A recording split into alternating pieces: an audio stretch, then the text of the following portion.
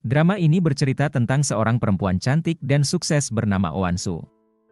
Ia bekerja di bidang kemanusiaan dan memiliki yayasan bernama Yayasan Now. Oh Won-soo rutin memberikan donasi kepada orang-orang yang membutuhkan, khususnya di bidang kemanusiaan. Suatu hari, setelah memberikan donasi, Oh Won-soo berencana pergi ke Manila. Namun, sekretarisnya memberitahu bahwa ia mendapatkan ancaman dari teroris. Meskipun demikian, Oh Won-soo tidak takut dan memutuskan tetap berangkat ke Manila karena itu adalah hal penting yang harus ia lakukan. Oh Won-soo memiliki mertua yang sangat dihormati tetapi tidak akrab dengannya. Mertuanya memiliki keinginan yang harus dituruti dan tidak mau dipanggil dengan sebutan ibu, melainkan wakil pimpinan. Keesokan harinya, Oh Won-soo benar-benar pergi ke Manila untuk menghadiri pertemuan dengan seorang pangeran Arab di sana. Dalam pertemuan itu, ia melakukan wawancara dan meminta dana kepada pangeran untuk berinvestasi di yayasannya. Pertemuan tersebut berjalan dengan lancar. Di Manila, ada seseorang bernama Do-yoon yang juga berada di sana, tepatnya di sebuah kasino, untuk mencari tahu tentang kejadian yang dialami sahabatnya. Ia mencurigai seseorang di sana dan mengikutinya. Ketika Do-yoon mampir ke toilet, ia mendengar bahwa anak buah orang itu tahu siapa yang membunuh temannya, yang berinisial L. Karena penasaran, Do-yoon menyamar menjadi cleaning service dan masuk untuk membersihkan ruangan bos kasino. Kebetulan, bos kasino ini mempunyai janji bertemu dengan seseorang. Ketika orang tersebut masuk ke ruangan, Do-yoon terkejut karena ia mengenali orang tersebut sebagai Pak Park. Ia heran mengapa Pak Park berada di sana dan melakukan transaksi uang dengan bos kasino. Do-yoon bertanya-tanya apa yang sebenarnya terjadi dan apakah Pak Park ada hubungannya dengan kematian temannya. Setelah itu, Pak Park menghubungi Do-yoon karena tahu ia berada di Manila dan mengajak Do-yoon bertemu. 3 bulan sebelumnya, Do-yoon memiliki teman dekat bernama Ju-hyuk yang mengetahui sebuah rahasia besar. Ju-hyuk kemudian diincar oleh pembunuh bayaran dari orang yang rahasianya diketahui. Do-yoon berusaha menyelamatkan Ju-hyuk, tetapi gagal. Ju-hyuk tidak bisa diselamatkan meskipun Do-yoon telah mencoba menangkap orang yang melukai temannya, namun orang tersebut ternyata memiliki kemampuan bela diri di atas rata-rata. Akhirnya, Ju-hyuk kehilangan nyawanya dan sempat mengatakan sesuatu kepada Do-yoon. Kedatangan Do-yoon ke Manila berhubungan dengan keinginannya untuk mencari tahu siapa dalang di balik semua masalah yang terjadi pada Ju-hyuk. Setelah ia mendengar dari pembicaraan bahwa akan terjadi sesuatu di pertokoan Makati, tempat pembunuh akan melakukan aksinya, Do-yoon bersiap untuk pergi ke sana. Setelah pertemuan, Oh Won-soo memiliki acara lain di Makati. Namun, karena pengawalnya banyak yang menjaga keamanan suaminya, Oh Won-soo pergi hanya dengan satu pengawal saja. Oh Won-soo memberitahu pengawalnya bahwa acara tersebut tidak memerlukan pengawalan ketat, sehingga ia meminta pengawal yang lain untuk pulang. Di dekat lokasi acara Oh Won-soo, kebetulan ada Do-yoon yang datang untuk mencari tahu orang yang menghabisi temannya. Rupanya, Oh Won-soo ingin mencoba kalung yang diberikan suaminya, yang tampak mahal dan bagus. Setelah acara selesai, Oh Won-soo keluar dan tiba-tiba dari kejauhan ada orang yang mengincarnya. Saat itu, yang terkena tembakan adalah pemilik toko kalung yang berada di depannya. Semua orang panik, dan Do-yoon yang ada di situ segera melihat ke arah Oh Won-soo yang sangat panik. Ia berusaha menyelamatkan Oh Won-soo dan mencoba menembak orang yang mengincarnya, tapi tidak berhasil.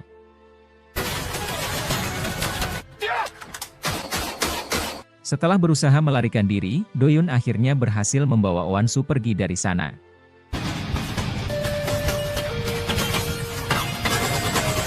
Karena mobil yang mereka gunakan agak rusak, Do-yoon meminggirkan mobil untuk memperbaikinya. Ia meyakinkan Oh Won-soo bahwa ia bukan penjahat dan Oh Won-soo akan baik-baik saja.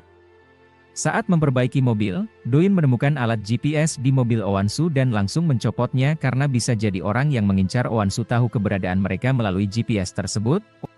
Oh Won-soo panik dan meminta Do-yoon untuk menghubungi polisi, tapi Do-yoon menyarankan agar tidak melakukannya karena polisi mungkin bekerja sama dengan orang yang mengincar Oh Won-soo. Do-yoon menawarkan untuk pergi ke rumahnya agar Oh Won-soo bisa membersihkan diri.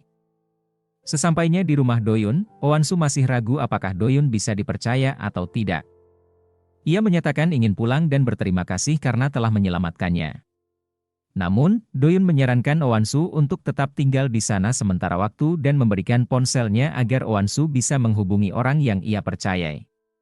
Setelah itu, Doyun akan mengantar Owansu ke kedutaan.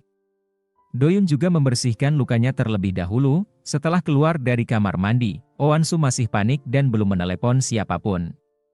Ketika ia melihat Doyun kesulitan menempelkan perban di lengannya, Owansu membantu Doyun. Doyun kemudian bertanya apakah Owansu sudah menghubungi orang terdekatnya, tetapi Owansu menjawab bahwa ia tidak hafal nomor telepon siapapun. Ketika Owansu mencoba membersihkan dirinya, ia tersandung tas Doyun dan hampir terjatuh. Doyun segera menangkapnya dan mengusap wajah Owansu dengan handuk serta memasangkan jaket untuk menutupi bajunya yang dipenuhi darah. Setelah itu, Doyun mengantar Owansu ke kedutaan, di mana Owansu dijemput oleh suaminya. Owansu meyakinkan suaminya bahwa ia baik-baik saja. Suaminya sangat khawatir dan menyarankan agar Owansu tidak mengadakan acara dalam waktu dekat. Namun, Owansu bersikeras tetap mengadakan acara dan mengatakan bahwa ia hanya butuh waktu istirahat dan tidak ingin berdebat. Kemudian Pak Park, selaku Kepala Keamanan Direktur Oh, meminta identitas saksi yang menyelamatkan Owansu untuk berjaga-jaga, kalau ia bisa merusak reputasi perusahaan mereka. Setelah dicek, Pak Park mengenali Doyun. Doyun diajak untuk bertemu oleh Pak Park, yang ia temui di dalam ruangan kasino. Sementara itu, Owansu dipanggil oleh ibu mertuanya yang meminta Owansu untuk membatalkan acara tersebut dan menyogok pihak-pihak tertentu agar tidak ada masalah ke depannya. Namun, Owansu menolak permintaan mertuanya karena ia tidak suka dengan cara ibu mertuanya menyelesaikan masalah. Owansu menekankan bahwa ia tidak mau lagi mendengarkan perintah dan permintaan ibu mertuanya. Ibu mertua Owansu menyinggung tentang kakak Owansu yang sudah terbiasa melakukan penyuapan, namun Owansu tidak peduli dan meminta ibu mertuanya untuk tidak mempermalukannya. Ia juga mengatakan bahwa ia tidak mengundang ibu mertuanya ke pestanya. Keributan antara mereka membuat sekretaris ibu mertua Owansu heran, sementara ibu mertuanya meminta sekretarisnya untuk menghabisi Owansu. Doyun sangat ingin mencari tahu siapa yang membunuh temannya, karena dulunya Juhyuk mendonorkan ginjalnya kepada Doyun. Doyun berjanji akan melakukan apapun untuk membantu temannya itu. Pertemuannya dengan Pak Park adalah kesempatan untuk mencari tahu lebih banyak. Pak Park menawarinya pekerjaan di grup Hwain milik Direktur Oh dengan sebutan toko bunga untuk menjaga rahasia mereka. Doyun berharap dengan masuk ke sana, ia bisa menemukan fakta tentang kematian temannya. Akhirnya, ia setuju untuk bergabung dengan Pak Park. Keesokan harinya, Owansu mengadakan konferensi pers terkait insiden yang menimpanya. Ia ingin memastikan kepada media bahwa dirinya baik-baik saja dan situasinya terkendali, serta menyatakan bahwa polisi sedang menyelidiki insiden tersebut untuk mengungkap siapa pelakunya. Ibu mertuanya tidak suka dengan keputusan Owansu untuk mengadakan konferensi pers ini. Owansu juga memiliki teman akrab bernama Taira yang memiliki seorang putra yang bernama Junhee. Setiap melihat Junhee, Owansu akan teringat dengan anaknya sendiri yang bernama Chanhee. Masih belum jelas mengapa Owansu harus meninggalkan anaknya. Pada malam harinya, semua persiapan untuk pesta Owansu sudah tertata rapi. Owansu dan suaminya bersiap untuk masuk ke acara tersebut. Saat itu, Pak Park memperkenalkan Doyun yang bekerja sebagai pengawal baru mereka. Owansu kaget dengan kemunculan Doyun, sedangkan suaminya berterima kasih pada Doyun yang telah menyelamatkan Owansu sebelumnya. Owansu dan suaminya kemudian masuk ke ruang acara dan disambut oleh para tamu. Banyak orang hadir untuk berdonasi ke yayasan Owansu. Sebelum sukses seperti sekarang ini, masa kecil Owansu berasal dari keluarga sederhana, ibunya bekerja di tempat golf dan sempat mendampingi calon ibu mertuanya yang sekarang. Sejak dulu, ibu mertuanya tidak suka dipanggil ibu dan sangat gila hormat mengingat suaminya adalah putra dari presiden.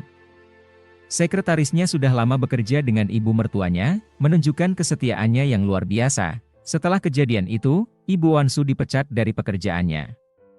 Ibu Owansu pernah mencuri stik golf dari calon ibu mertua Owansu untuk mewujudkan hobi Owansu bermain golf. 사모님이 골프 치는 거야. 알았어? Ibu Oansu mengajarinya bermain golf hingga ia mahir. Oansu harus putus sekolah saat SMP dan bekerja di tempat ibunya dulu sebagai caddy girl. Suatu hari, ibunya menyuruh Oansu untuk pergi ke Amerika dan menjadi pemain golf handal karena hadiah dari pertandingan golf cukup besar. Tertarik dengan peluang ini, Oansu pergi ke Amerika dan belajar dengan serius. Setelah bertahun-tahun, ia menjadi pemain golf profesional, memenangkan banyak pertandingan dan menjadi terkenal di Korea. Namun, setiap hadiah yang didapatnya harus digunakan untuk melunasi utang ibunya yang sangat besar. Karena merasa ibunya sudah kecanduan berjudi, Oansu memutuskan hubungannya dengan ibunya dan berhenti menjadi pemain golf untuk berubah menjadi pengelola badan amal. 엄마와 인연을 끊고 기부천사 오한수가 Kembali ke acara, Oansu memperkenalkan suaminya kepada semua orang yang telah menyumbang untuk yayasannya dan membelikan kalung untuknya serta pangeran Arab yang memberikan donasi besar, sekitar 30 juta won, untuk yayasannya. Acara tersebut berlangsung dengan sangat mewah dan meriah. Namun, di sela-sela acara, Taira, teman Oansu, terlihat bermain api dengan suami Oansu dan mengajaknya pergi ke suatu tempat. Tampak Taira mencoba menggoda Direktur Oh dan mereka terlibat dalam hubungan asmara. Sementara itu, anak Taira, yang mencari ibunya karena sudah mengantuk, membuat Oansu mencari mereka. Oansu menemukan Taira dan suaminya sedang berselingkuh. Ternyata, Oansu sudah tahu tentang hubungan mereka tetapi memilih diam untuk menjaga reputasi keluarga dan perusahaannya. Terutama yayasannya, Oansu keluar dari situ dan bersikap seolah-olah tidak terjadi apa-apa. Ia dan suaminya kemudian kembali masuk ke acara tersebut. Oansu dan suaminya berdansa bersama seakan-akan tidak terjadi apa-apa, sementara dari kejauhan Taira yang melihat mereka merasa kesal karena melihat orang yang dia sukai berdansa dengan Oansu. Setelah itu, Oansu dipanggil oleh ibu mertuanya, Bu Park. Bu Park tampak marah dan melemparkan bantal ke arah Oansu karena merasa menantunya tidak sopan kepadanya. Oansu pun membalas dengan melemparkan beberapa gelas hingga pecah. Bu Park semakin emosi melihat menantunya yang berani melawannya. Bu Park memanggilnya karena khawatir Oansu akan menceraikan anaknya, yang akan menghancurkan reputasi keluarga dan perusahaan mereka. Oansu meyakinkan ibu mertuanya bahwa dia tidak akan melakukan hal tersebut dan meminta Bu Park untuk tidak mencampuri urusan yayasan yang dikelolanya. Merasa pusing dengan banyak masalah, Oansu memutuskan untuk minum alkohol dan meminta Pak Park untuk tidak mengawalnya.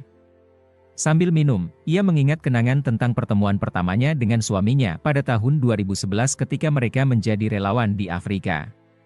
Itu adalah cinta pada pandangan pertama bagi mereka, yang kemudian berlanjut dengan perkenalan dan pernikahan. Oansu diminta oleh Yongguk untuk datang ke rumahnya, dan disitulah pertama kali Oansu bertemu dengan Bu Park. Awalnya, kedatangannya tidak diterima dengan baik karena Bu Park selalu menyinggung masalah ibunya Oansu yang memiliki kecanduan berjudi. Namun, Oansu mengatakan kalau ia sudah memutus hubungan dengan ibunya dan semua yang ia lakukan selama ini adalah hasil kemampuannya sendiri. Meskipun Bu Park tidak merestui pernikahan mereka, akhirnya dia setuju setelah Yongguk mengatakan bahwa dia mencintai Oansu. Bu Park meminta Oansu untuk membeli gaun pernikahan yang paling mahal dan juga meminta Oansu untuk mengurus yayasan amalnya. Sedangkan kakak Oansu juga mendapatkan bagian dari pernikahan tersebut, dan ia meminta kakak Oansu untuk mengirim ibu mereka ke luar negeri agar tidak mengganggu keluarga mereka. Setelah bertahan selama 12 tahun, Oansu merasa sangat tertekan dan memilih minum-minum untuk menghilangkan stresnya. Ketika dia mabuk, Doyun melihatnya dan berusaha mengantarkan Oansu ke kamarnya. Di dalam lift, Doyun awalnya ingin meninggalkan Oansu.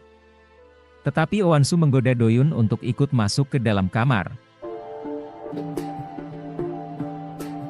Setelah sampai di atas, Doyun sebenarnya berniat pergi, tapi ia ragu apakah Oansu bisa masuk ke kamar dengan selamat. Ternyata, Oansu tidak tahu di mana kunci kamarnya, jadi Doyun membantunya membuka pintu. Namun, Oansu malah mengajak Doyun untuk tidur bersamanya. Doyun menolak dan berusaha menahan diri, tetapi akhirnya ia masuk ke kamar Oansu. Sementara itu, suami Oansu yang juga mabuk merasa ingin minta maaf kepada istrinya atas kejadian perselingkuhannya tadi. Ia langsung menuju kamar Oansu dan menemukan kunci kamar Oansu di depan pintu. Saat Doyun hendak keluar, ia terhenti karena suami Owansu mengetuk pintu. Untungnya, Pak Park datang dan mengatakan bahwa Owansu mungkin sudah beristirahat karena terlalu banyak minum sehingga Yongguk pergi dan tidak jadi masuk ke kamar istrinya. Pak Park kemudian mengambil kunci kamar dari suami Owansu dan mengembalikannya ke dalam kamar. Tidak diketahui apakah terjadi sesuatu antara Owansu dan Doyun, tetapi tampaknya Doyun bisa menahan diri dan keluar dari kamar, membiarkan Owansu beristirahat. Keesokan harinya, Owansu, Doyun, dan pengawal lainnya kembali ke Korea. Doyun kemudian dibawa oleh Pak Park ke rumah Owansu untuk diperkenalkan dengan area dan ruangan di sana. Di rumah itu, terdapat aturan huruf K, P, dan Ki, yang menggambarkan King, ayahnya Yongguk, Prince, Yongguk, dan Queen, Bu Park. Doyun juga diperkenalkan kepada Lee Jin, yang dulunya menjaga ayahnya Yongguk dan sekarang menjaga Yongguk.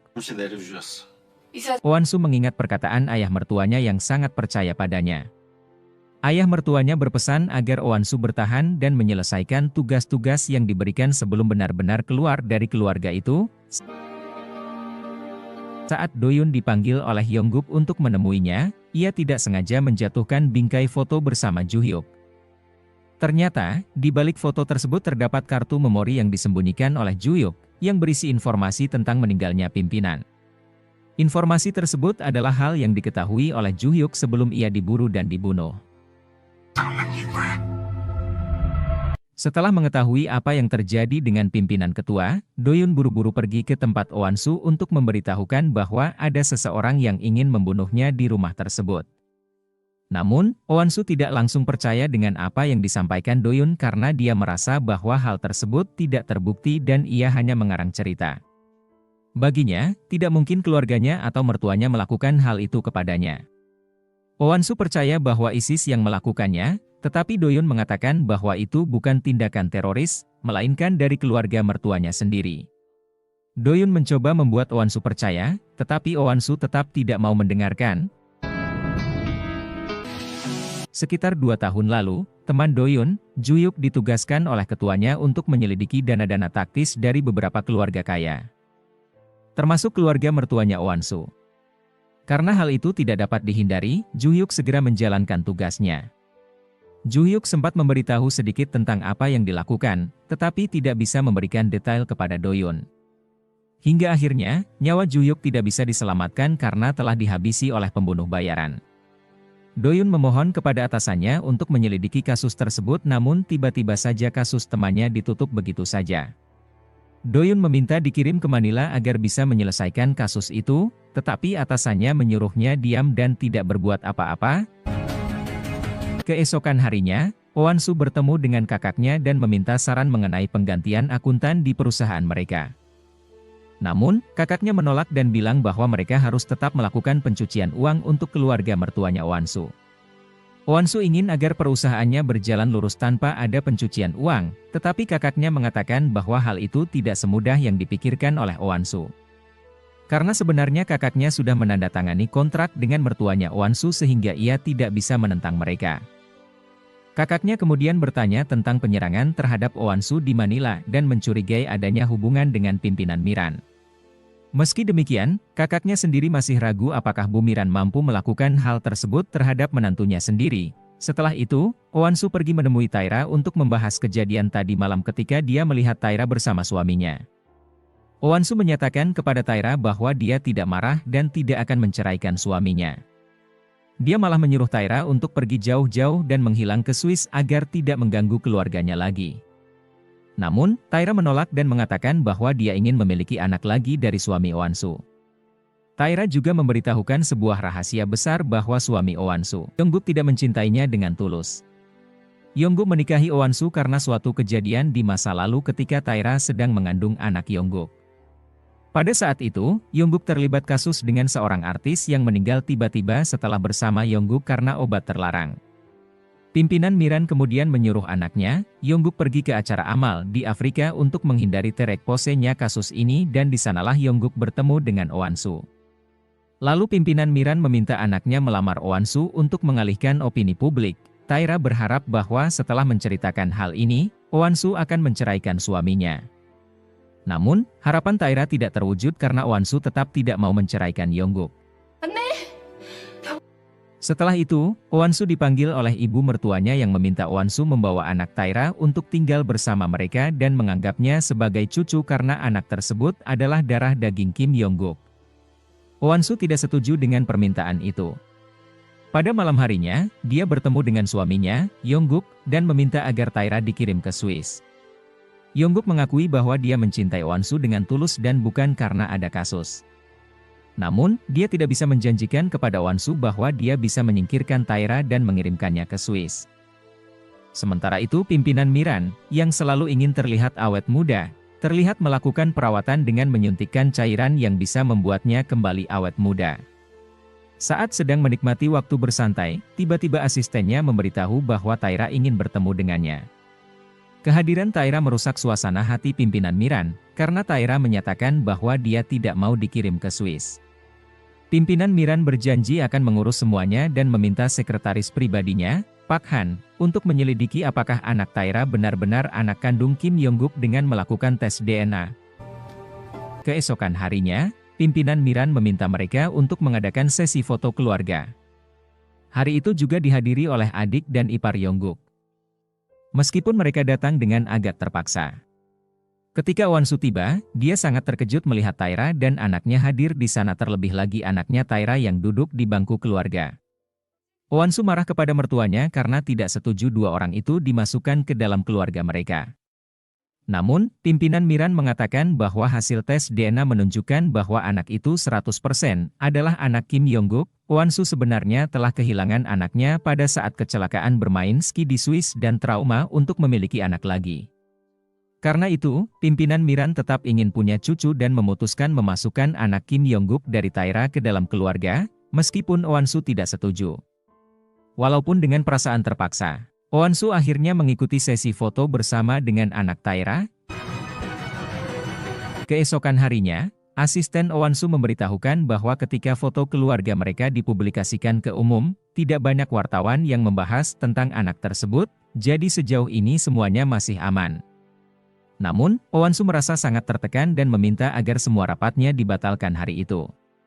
Ketika dia pulang ke rumah, dia mendapati barang-barang anaknya dipindahkan ke kamar lain.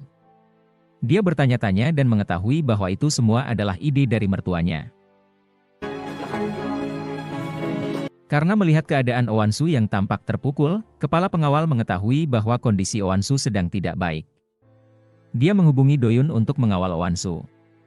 Do-yoon segera datang dan menyatakan bahwa dia akan menjaga Won-soo. Walaupun Won-soo awalnya tidak mau, Do-yoon tetap harus menjalankan tugasnya sebagai pengawal pribadi Won-soo dan mendampinginya kemanapun dia pergi. Saat itu, pikiran Won-soo sedang kacau, jadi dia memutuskan untuk menenangkan diri dengan pergi ke pantai, didampingi oleh Do-yoon. Di pantai, Do-yoon membiarkan Won-soo menikmati dan menyegarkan pikirannya. Ketika Do-yoon membersihkan pasir dari kaki Won-soo saat ia memasuki mobil dan memakaikan sepatu kepadanya membuat Won-soo terlihat mempunyai sedikit perasaan kepada Do-yoon. Won-soo memperjelas kepada Do-yoon bahwa dia tidak percaya dengan apa yang dikatakan Do-yoon tentang adanya seseorang dari keluarganya yang ingin membunuhnya. Do-yoon mengatakan bahwa dia akan menunjukkan buktinya suatu hari nanti agar Won-soo percaya dengan perkataannya. Setelah itu, mereka kembali, tetapi Won-soo tidak langsung pulang ke rumahnya. Dia menuju villa suaminya, Kim Yongguk. Yongguk mengira bahwa Won-soo menyesal dan ingin berbaikan dengannya, namun dugaan Yongguk salah besar. Dia berpikir bahwa Won-soo ingin memiliki anak lagi dengannya, jadi dia mengajak Won-soo untuk minum bersama. Namun, Won-soo sudah tahu tujuan sebenarnya dari pernikahannya dengan Kim Yongguk. Meskipun Yongguk mencoba menjelaskan dan menyatakan bahwa cintanya kepada Won-soo benar-benar tulus, Won-soo tidak mau percaya. Ketika Yongguk memaksa menciumnya, Won-soo menolak dan terjadilah keributan di antara mereka. Saat Do-yoon melihat situasinya tidak kondusif, dia segera datang untuk memisahkan mereka berdua. Untung saja Won-soo tidak mengalami apa-apa, tetapi Yongguk sangat kesal karena keinginannya dihalangi oleh pengawal pribadi istrinya sendiri. Karena situasi yang sangat tidak kondusif, Do-yoon membawa Won-soo pergi dari sana. Di sini Yongguk menyadari kalau Doyun sepertinya sudah melewati batas sebagai penjaga istrinya dan menimbulkan kecurigaan pada mereka berdua. Yongguk yang marah, melampiaskan kekesalannya dengan tidur bersama wanita lain. Keesokan paginya, Taira datang ke villa Yongguk untuk memeriksa keadaannya, yang ternyata masih tidur dengan wanita lain lagi. Taira mengusir wanita tersebut dan mengklaim posisinya sebagai istri kedua, tetapi sayangnya, Yongguk sama sekali tidak memperdulikannya.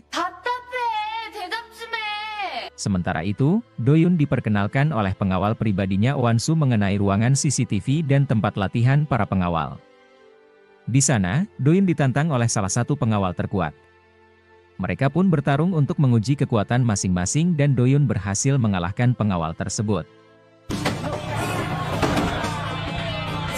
Pengawal itu tidak terima dan meminta pertandingan ulang, tetapi hasilnya tetap sama dan Doyun menang. Akhirnya, pengawal itu mengaku kalah dan Doyun menjadi pengawal terkuat di sana. Setelah itu, Doyun memeriksa rekaman CCTV yang ditinggalkan oleh temannya, Ju-yuk. Dia menemukan sesuatu yang mencurigakan tentang pimpinan ketua yang dikatakan meninggal di istana, tetapi lokasi di rekaman CCTV menunjukkan tempat yang berbeda. Doyun yakin bahwa pimpinan ketua diincar untuk dihabisi. Dia masuk ke ruangan CCTV untuk menyalin beberapa file dan hampir ketahuan oleh pengawal pribadi Yongguk. Tetapi berhasil memberikan alasan yang membuat pengawal itu masih agak curiga terhadap gerak-geriknya Doyun. Kemudian, Doyun dipanggil oleh Yongguk yang memperingatkannya untuk tidak ikut campur dalam urusan dia dengan Wonsu. Doyun menjawab bahwa dia hanya ingin memastikan keselamatan Wonsu. Yongguk akhirnya membiarkannya pergi. Doyun melanjutkan menonton rekaman CCTV yang sudah dia salin dan menemukan fakta lain tentang transaksi antara Yongguk dan Pak Park. Dia ingat pernah melihat Pak Park pernah bertransaksi uang di kasino Manila, tetapi ia masih belum bisa mengaitkan semua ini dengan kematian pimpinan ketua. Sementara itu, pimpinan Miran kesal terhadap menantunya dan meminta Pak Han mengatur agar Wonsu mengundurkan diri dari Yayasan Now. Permintaan itu juga disampaikan oleh kakaknya Wonsu. Tetapi Wonsu bersikeras bahwa dia tidak akan pernah melakukan hal itu karena yayasan ini adalah hasil jerih payahnya sendiri. Wonsu meminta kakaknya untuk membantunya mempublikasikan berita tentang Kim Yongguk yang memiliki anak di luar nikah dengan Taira ke surat kabar, media sosial, dan platform lainnya. Berita ini kemudian tersebar dan mengejutkan pimpinan Miran dan Yongguk yang tiba-tiba dikejar oleh para wartawan untuk menanyakan berita tersebut. Wonsu berpura-pura tidak tahu apa-apa ketika ditanya oleh wartawan dan hanya diam saja, padahal semua itu adalah rencananya. Taira dan ibu mertuanya langsung panik dan meminta Wonsu memberikan klarifikasi ke media dengan melakukan wawancara atau mengadakan konferensi pers. Wonsu setuju dan mengatakan bahwa itu adalah ide yang bagus. Ibu mertuanya kemudian memanggil Wonsu untuk berkumpul bersama mereka, tetapi Taira diusir karena dianggap bukan bagian dari keluarga. Pimpinan Miran meminta Wonsu untuk tetap di rumah dan tidak melakukan apa-apa. Tanpa mengetahui bahwa semua ini adalah ide dari Wonsu. Ibu mertuanya juga tidak tahu bahwa Wonsu telah mempersiapkan konferensi pers dan wartawan sudah menunggu kehadirannya. Adik iparnya dan istri adik iparnya juga sedang menunggu konferensi pers dari Wonsu. Wonsu sebenarnya sedang pergi bersama ibu mertuanya untuk mengunjungi seorang menteri dan mereka sedang berbicara saat itu. Ketika sudah waktunya untuk melakukan konferensi pers, Wonsu beralasan ingin ke kamar mandi dan meminta bantuan Doyun untuk kabur dari sana. Doyun segera memesankan taksi agar mereka tidak dicurigai, dan Wonsu menyuruh pengawal pribadinya untuk mengambilkan selimut bagi pimpinan Miran dengan alasan sakit. Ketika ibu mertuanya mengetahui hal ini, dia sangat marah. Wonsu berhasil tiba di lokasi konferensi pers tepat pada waktunya dan langsung memberikan klarifikasi. Ketika pimpinan Miran melihat konferensi pers itu, dia sangat marah. Wonsu menyampaikan bahwa rumor tentang suaminya tidak benar. Suaminya tidak berselingkuh dengan Taira. Melainkan, Taira adalah selingkuhan dari ayah mertuanya, sebuah fakta yang sangat mengejutkan bagi semua orang. Ibu mertua Wonsu sangat terkejut karena tidak menduga Wonsu bisa membuat pernyataan seperti itu. Taira merasa sangat malu karena disebut sebagai selingkuhan seorang pria berusia 70-an tahun. Begitu juga dengan adik iparnya Oansu juga sangat terkejut dengan pernyataan Oansu yang sangat tidak terduga. Setelah itu, Oansu dipanggil oleh ibu mertuanya yang sangat marah. Namun, Oansu membela dirinya dengan mengatakan bahwa selama ini, penghasilan perusahaan lebih banyak dihasilkan olehnya.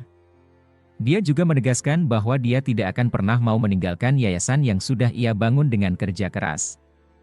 Apapun yang dilakukan oleh ibu mertuanya, 가만히 있지 않겠습니다. beberapa hari kemudian, Taira dan anaknya diundang untuk tinggal di rumah mertua Oansu, yang juga merupakan rumah Oansu. Walaupun ibu mertua Oansu ragu-ragu menerima mereka, dia tetap meminta Oansu untuk menunjukkan lokasi kamar Taira dan anaknya. Oansu memanggil Taira dengan sebutan, Gundik, yang tidak diketahui artinya oleh Taira. Setelah bertanya kepada ibu mertuanya, Taira mengetahui bahwa Gundik berarti selir, yang membuatnya sangat marah. Taira mendatangi Oansu dan mengatakan bahwa dia tidak mau dipanggil dengan sebutan seperti itu. Melihat situasi ini tidak pantas dibahas di depan anaknya, Oansu menyuruh anak Taira untuk pergi sebentar. Dia lalu mengatakan kepada Taira bahwa dia tidak boleh makan bersama mereka dan tidak boleh beranggapan bahwa dia adalah anggota keluarga. Meskipun menyakitkan, ini adalah nasib Taira sebagai simpanan dari dulu sampai sekarang. Pada malam harinya, Oansu merasa perlu menenangkan diri dan mengajak Doyun untuk jogging bersama. Setelah selesai jogging, Oansu menceritakan dan mencurahkan apa yang ia pikirkan kepada Doyun. Oansu curhat kepada Doyun bahwa pernikahannya dengan Kim Yongguk sudah lama hancur. Tetapi dia bertahan karena ayah mertuanya menjanjikan sesuatu kepadanya. Meski belum tahu detailnya, Oansu diberitahu bahwa pada waktu yang tepat, dia akan mengetahui apa yang dimaksud oleh ayah mertuanya. Oansu bertekad untuk mempertahankan Yayasan Now, karena itu adalah pesan terakhir dari ayah mertuanya, dan dia siap mengorbankan apa saja demi melindungi yayasan tersebut. Doyun memperingatkan Oansu lagi bahwa ancaman yang dia hadapi bukan dari teroris, melainkan kemungkinan besar dari anggota keluarganya sendiri. Dia juga mengungkapkan bahwa ayah mertua Oansu mungkin dibunuh oleh seseorang yang ada di rumah mereka, meski Doyun masih menyelidiki dan belum bisa memberikan penjelasan lebih lanjut. Keesokan harinya, sekretaris Oansu memberitahukan bahwa ibu mertuanya meminta Oansu mengantarkan wine yang dibeli dari lelang ke rumah mertua adik iparnya. Saat Oansu tiba di sana, ia menyadari bahwa adik iparnya adalah musuhnya. Ketika menyerahkan botol wine, tangan adik iparnya yang licin membuat botol wine jatuh dan pecah. Beruntung, adik iparnya masih memiliki stok wine dengan merek dan tahun yang sama. Oansu diundang untuk makan malam keluarga di rumah orang tua adik iparnya. Awalnya, pembicaraan berkisar tentang bisnis, namun akhirnya berujung pada pamer kekayaan dan prestasi. Ibu mertuanya Oansu terus membanggakan Kim Yongguk dan anak kesayangannya, sementara besannya membanggakan adik Kim Yongguk. Meski terlihat saling menghormati, jelas bahwa Kim Yongguk dan adiknya tidak terlalu akrab dan bersaing untuk mendapatkan posisi penting di perusahaan. Oansu memanfaatkan kesempatan ini untuk mempertahankan posisinya di Yayasan Now, agar dia tidak dipaksa mengundurkan diri. Oansu adalah tulang punggung dan tumpuan di perusahaan itu, sehingga ibu mertuanya setuju untuk membiarkan Oansu tetap bertahan. Sementara itu, kepala pelayan di rumah pimpinan Miran ini sering membantu Oansu. Ia bekerja di sana karena dia disekolahkan oleh ayah mertua Oansu. Dia merasa berutang budi kepada keluarga tersebut dan jasanya masih dibutuhkan. Ketika pelayan lain bertanya kepada kepala pelayan bagaimana memanggil Taira, mereka diberitahu untuk memanggilnya sesuai dengan Oansu memanggilnya Taira, yaitu Gundik. Taira yang kemudian muncul, lalu ia dipanggil sesuai dengan apa yang biasa dipanggil Oansu. Akibat itu Taira merasa marah dan kesal, namun ia tidak bisa berbuat apa-apa. Keesokan harinya, Oansu merencanakan acara di Yayasan Now dan diberikan hadiah berupa baju oleh kliennya. Ternyata, baju itu mirip sekali dengan yang dipakai ibu mertuanya pada hari itu, baik warna atau modelnya. Alhasil, sorotan lebih terarah pada baju mereka daripada acaranya. Mereka diminta berfoto bersama, namun ibu mertua Oansu tampak terpaksa tersenyum, membuat hasil foto kurang memuaskan. Ibu mertuanya merasa kesal karena tidak tersenyum dengan baik. Untuk menghilangkan stres, pimpinan Miran berlatih judo dengan para pengawal di sana. Saat berlatih dengan Doyun, dia tidak bisa mengalahkannya dan malah kalah. Namun, dia justru tertarik dengan aroma tubuh Doyun, menganggapnya sebagai aroma orang kaya. Dia sering nempel-nempel dengan Doyun karena suka dengan aromanya. Meski usianya sudah tidak muda lagi namun ia masih tertarik dengan laki-laki. Saat ia pulang ke rumah, masih bisa mencium aroma Doyun yang menempel di bajunya, menambah keintiman di antara mereka. Setelah itu, dia memanggil Owansu dan memberitahunya hal yang sangat mengejutkan, yaitu tentang kondisi ibu kandungnya Owansu.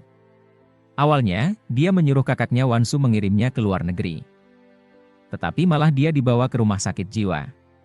Wansu sangat terkejut, terutama ketika dia diperlihatkan foto-foto terbaru ibunya yang dirawat di rumah sakit jiwa. Keesokan harinya Wansu segera pergi ke sana bersama dengan Doyun dan kakaknya.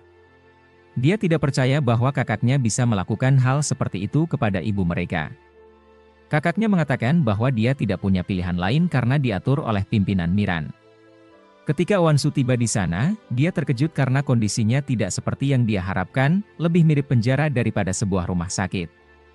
Owansu mengatakan kepada kakaknya agar dia bisa berbicara langsung dengan ibunya.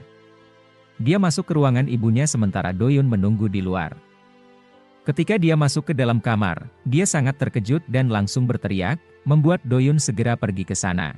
Pada tahun 1988, ketika Owansu pulang sekolah, ia melihat beberapa preman mendekati rumahnya. Ia segera berlari ke rumah dan memberitahu ibunya bahwa ada penagih utang yang akan datang. Ibunya meminta Owansu untuk mengatakan bahwa ia sedang keluar. Saat Owansu memberitahu para preman bahwa ibunya tidak berada di rumah, mereka tidak percaya dan memukuli Owansu untuk memaksa ibunya keluar. Kembali ke masa kini, ketika ibu Owansu sadar, ia tidak mengenali Owansu dan mengira bahwa Owansu adalah seorang perawat. Ibunya meminta perawat tersebut untuk menghubungi putrinya di Amerika, karena ia ingin meminta maaf atas perlakuannya selama ini, yang mengambil uang hasil kerja keras putrinya dan menggunakannya untuk berjudi. Ia terus memohon agar Owansu dikirim ke Amerika, kemudian tiba-tiba ibunya meninggal. Owansu menangisi kepergian ibunya karena belum sempat meminta maaf. Ternyata dulu ibunya meminjam uang dari rentenir agar bisa memberangkatkan Owansu dan kakaknya ke Amerika. Doyun, yang mendengar Owansu berteriak, masuk untuk menenangkannya. Setelah dokter memastikan bahwa ibunya meninggal, kakak Owansu, Chunhee, meminta Owansu untuk pulang dan membiarkan Chunhee yang mengurus pemakamannya. Pimpinan Park juga meminta untuk merahasiakan semuanya. Owansu tampak sangat marah kepada ibu mertuanya yang dianggapnya bertanggung jawab atas kematian ibunya di rumah sakit ini. Setelah itu, Owansu menemui ibu mertuanya. Di sana, ibu mertuanya meminta Owansu untuk ikut dengannya ke acara pertemuan dengan kedutaan Tiongkok esok hari.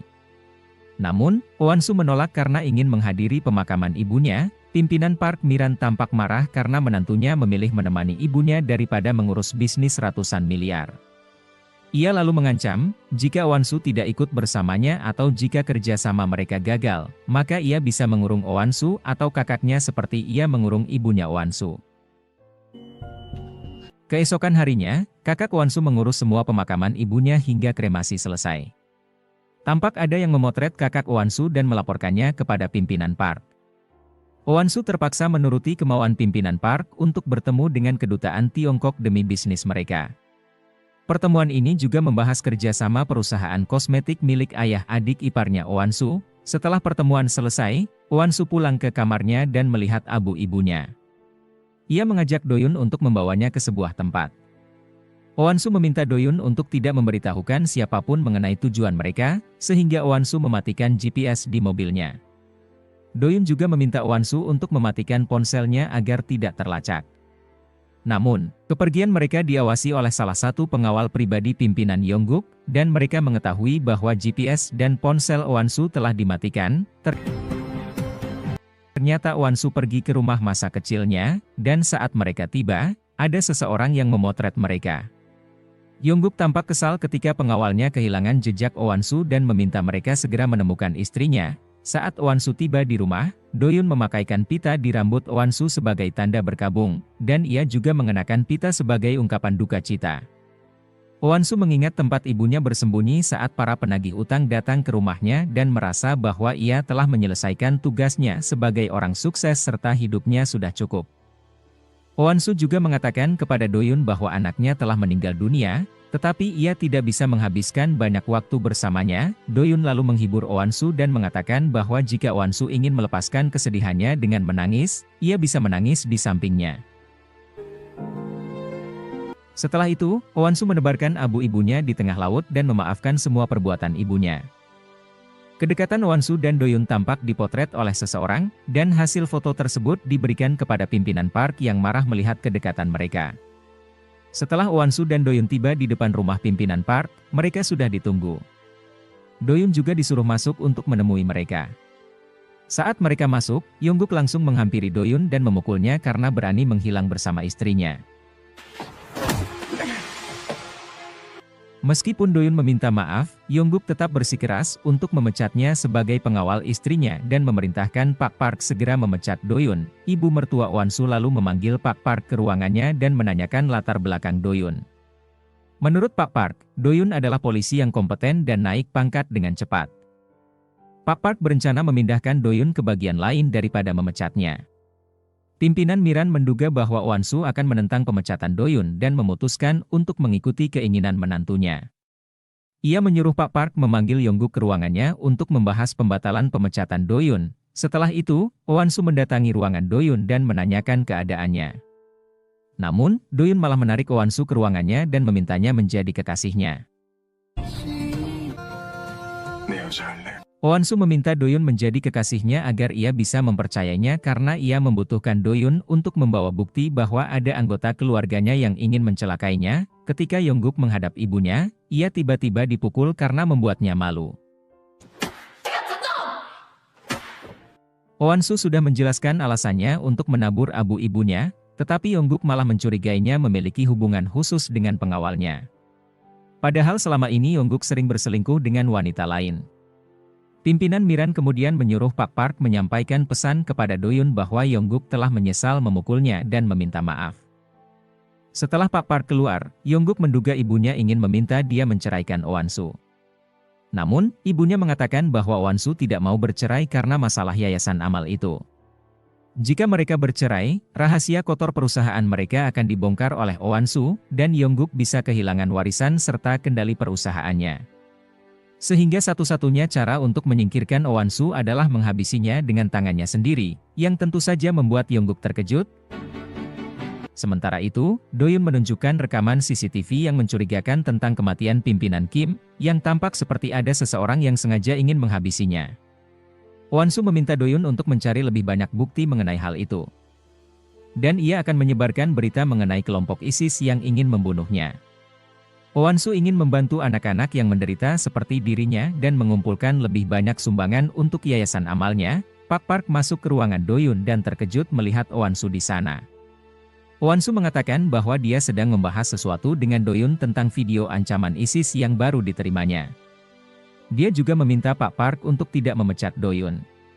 Pak Park mengonfirmasi bahwa Yongguk telah meminta maaf, dan itulah yang ingin dia sampaikan kepada Doyun. Meskipun dia sedikit memarahi Doyun, di situ, Doyun langsung bertanya kepada Pak Park tentang apa yang sebenarnya terjadi pada keluarga ini dan mengapa Pak Park sampai membela mereka. Doyun mengatakan bahwa ia hanya menjalankan tugasnya menemani Oansu untuk menabur abu, jadi mengapa ia yang disalahkan atas insiden ini. Ia menuduh bahwa Pak Park sudah banyak berubah. Namun, Pak Park bersikeras bahwa dia tidak berubah sama sekali dan meminta Doyun untuk sementara waktu menjauhi wakil pimpinan Yongguk. Karena belum puas, pada malam itu, Doyun tiba-tiba pergi ke tempat perjudian yang disebutkan oleh Jiok. Tempat tersebut sering digunakan oleh Pak Park untuk bertransaksi. Doyun mengaku bahwa ia dari perusahaan Huain dan ingin bertemu dengan bos mereka. Namun, ketika bos tempat perjudian itu memeriksa identitasnya, ia tidak mengenal Doyun dan meminta anak buahnya untuk mengusir Doyun. Bos mereka lalu melaporkannya kepada Pak Park. Pak Park kemudian meminta rekaman CCTV untuk melihat siapa sebenarnya orang yang mengaku dari Huain, dan ternyata itu adalah Doyun. Keesokan harinya, Oansu bertemu dengan kakaknya dan menanyakan tentang kemungkinan kosmetik perusahaan Cosmo tidak mendapatkan izin berbisnis dengan Tiongkok. Cosmo adalah bisnis dari orang tua adik iparnya, jadi rencana dari pimpinan Miran mungkin tidak akan berhasil. Oansu kemudian merasa yakin bahwa dia bisa menjalankan rencananya. Setelah mengantar Oansu, Doyun diminta bertemu dengan Pak Park. Mereka membahas kemana Doyun pergi kemarin dan mengapa dia pergi ke tempat perjudian tersebut.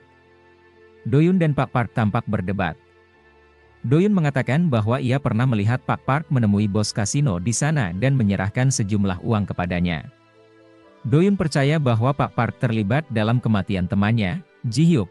Namun Pak Park menjelaskan bahwa dia pergi ke sana bukan untuk hal yang dituduhkan Doyun, melainkan untuk mengatur pencucian uang dari perusahaan yang dikelola oleh Yongguk.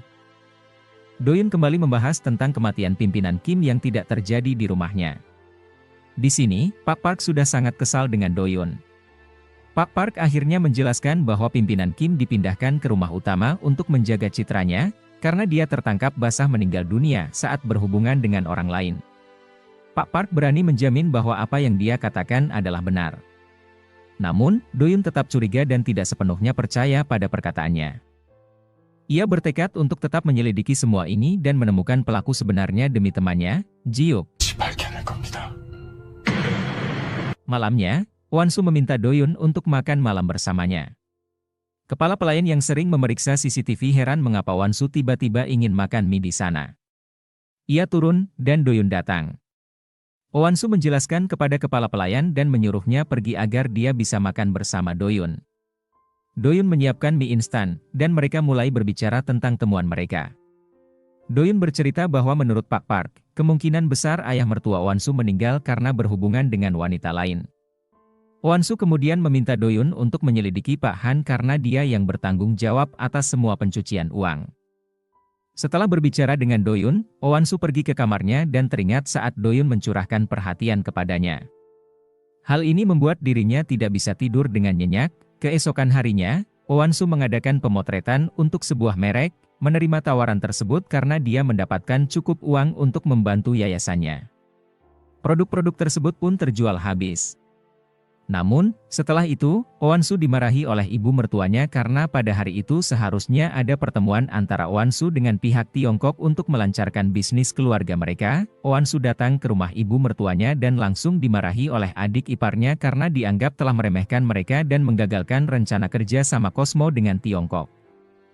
Adik iparnya meminta Oansu untuk segera memperbaiki situasi tersebut. Meski mereka adalah adik ipar Oansu, dua orang ini tidak menunjukkan rasa hormat sama sekali kepadanya. Meski suami Oansu, Yongguk, tidak berperilaku baik, dia tetap melindungi istrinya dan menjaga kehormatannya. Dia meminta adiknya dan adik iparnya untuk lebih sopan kepada Oansu. Adik ipar Oansu kemudian membeberkan sebuah rahasia bahwa sebenarnya dialah yang seharusnya menikah dengan Yongguk. Namun, karena Yongguk terlibat kasus dengan artis yang meninggal karena obat terlarang, orang tuanya tidak menyetujui pernikahan tersebut. Adik Yongguk, Yongmin, tampak marah kepada Oansu dan mengancam akan menghabisinya jika tidak membereskan masalah ini.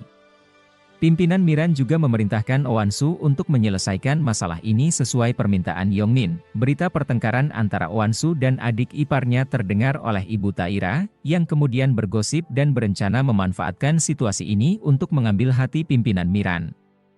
Setelah itu, Oansu melanjutkan kegiatan amalnya seperti biasa dengan makan bersama anak-anak. Setelah acara selesai, dalam perjalanan pulang, mereka mendapati ada drone yang mengintai. Tiba-tiba ada hewan yang menyeberang, namun untungnya mereka tidak mengalami kecelakaan. Doyun mengambil alih kemudi dan menyadari bahwa drone terus mengikuti mereka. Ternyata, drone tersebut dikendalikan oleh seorang wanita yang memata-matai Oansu dan Doyun.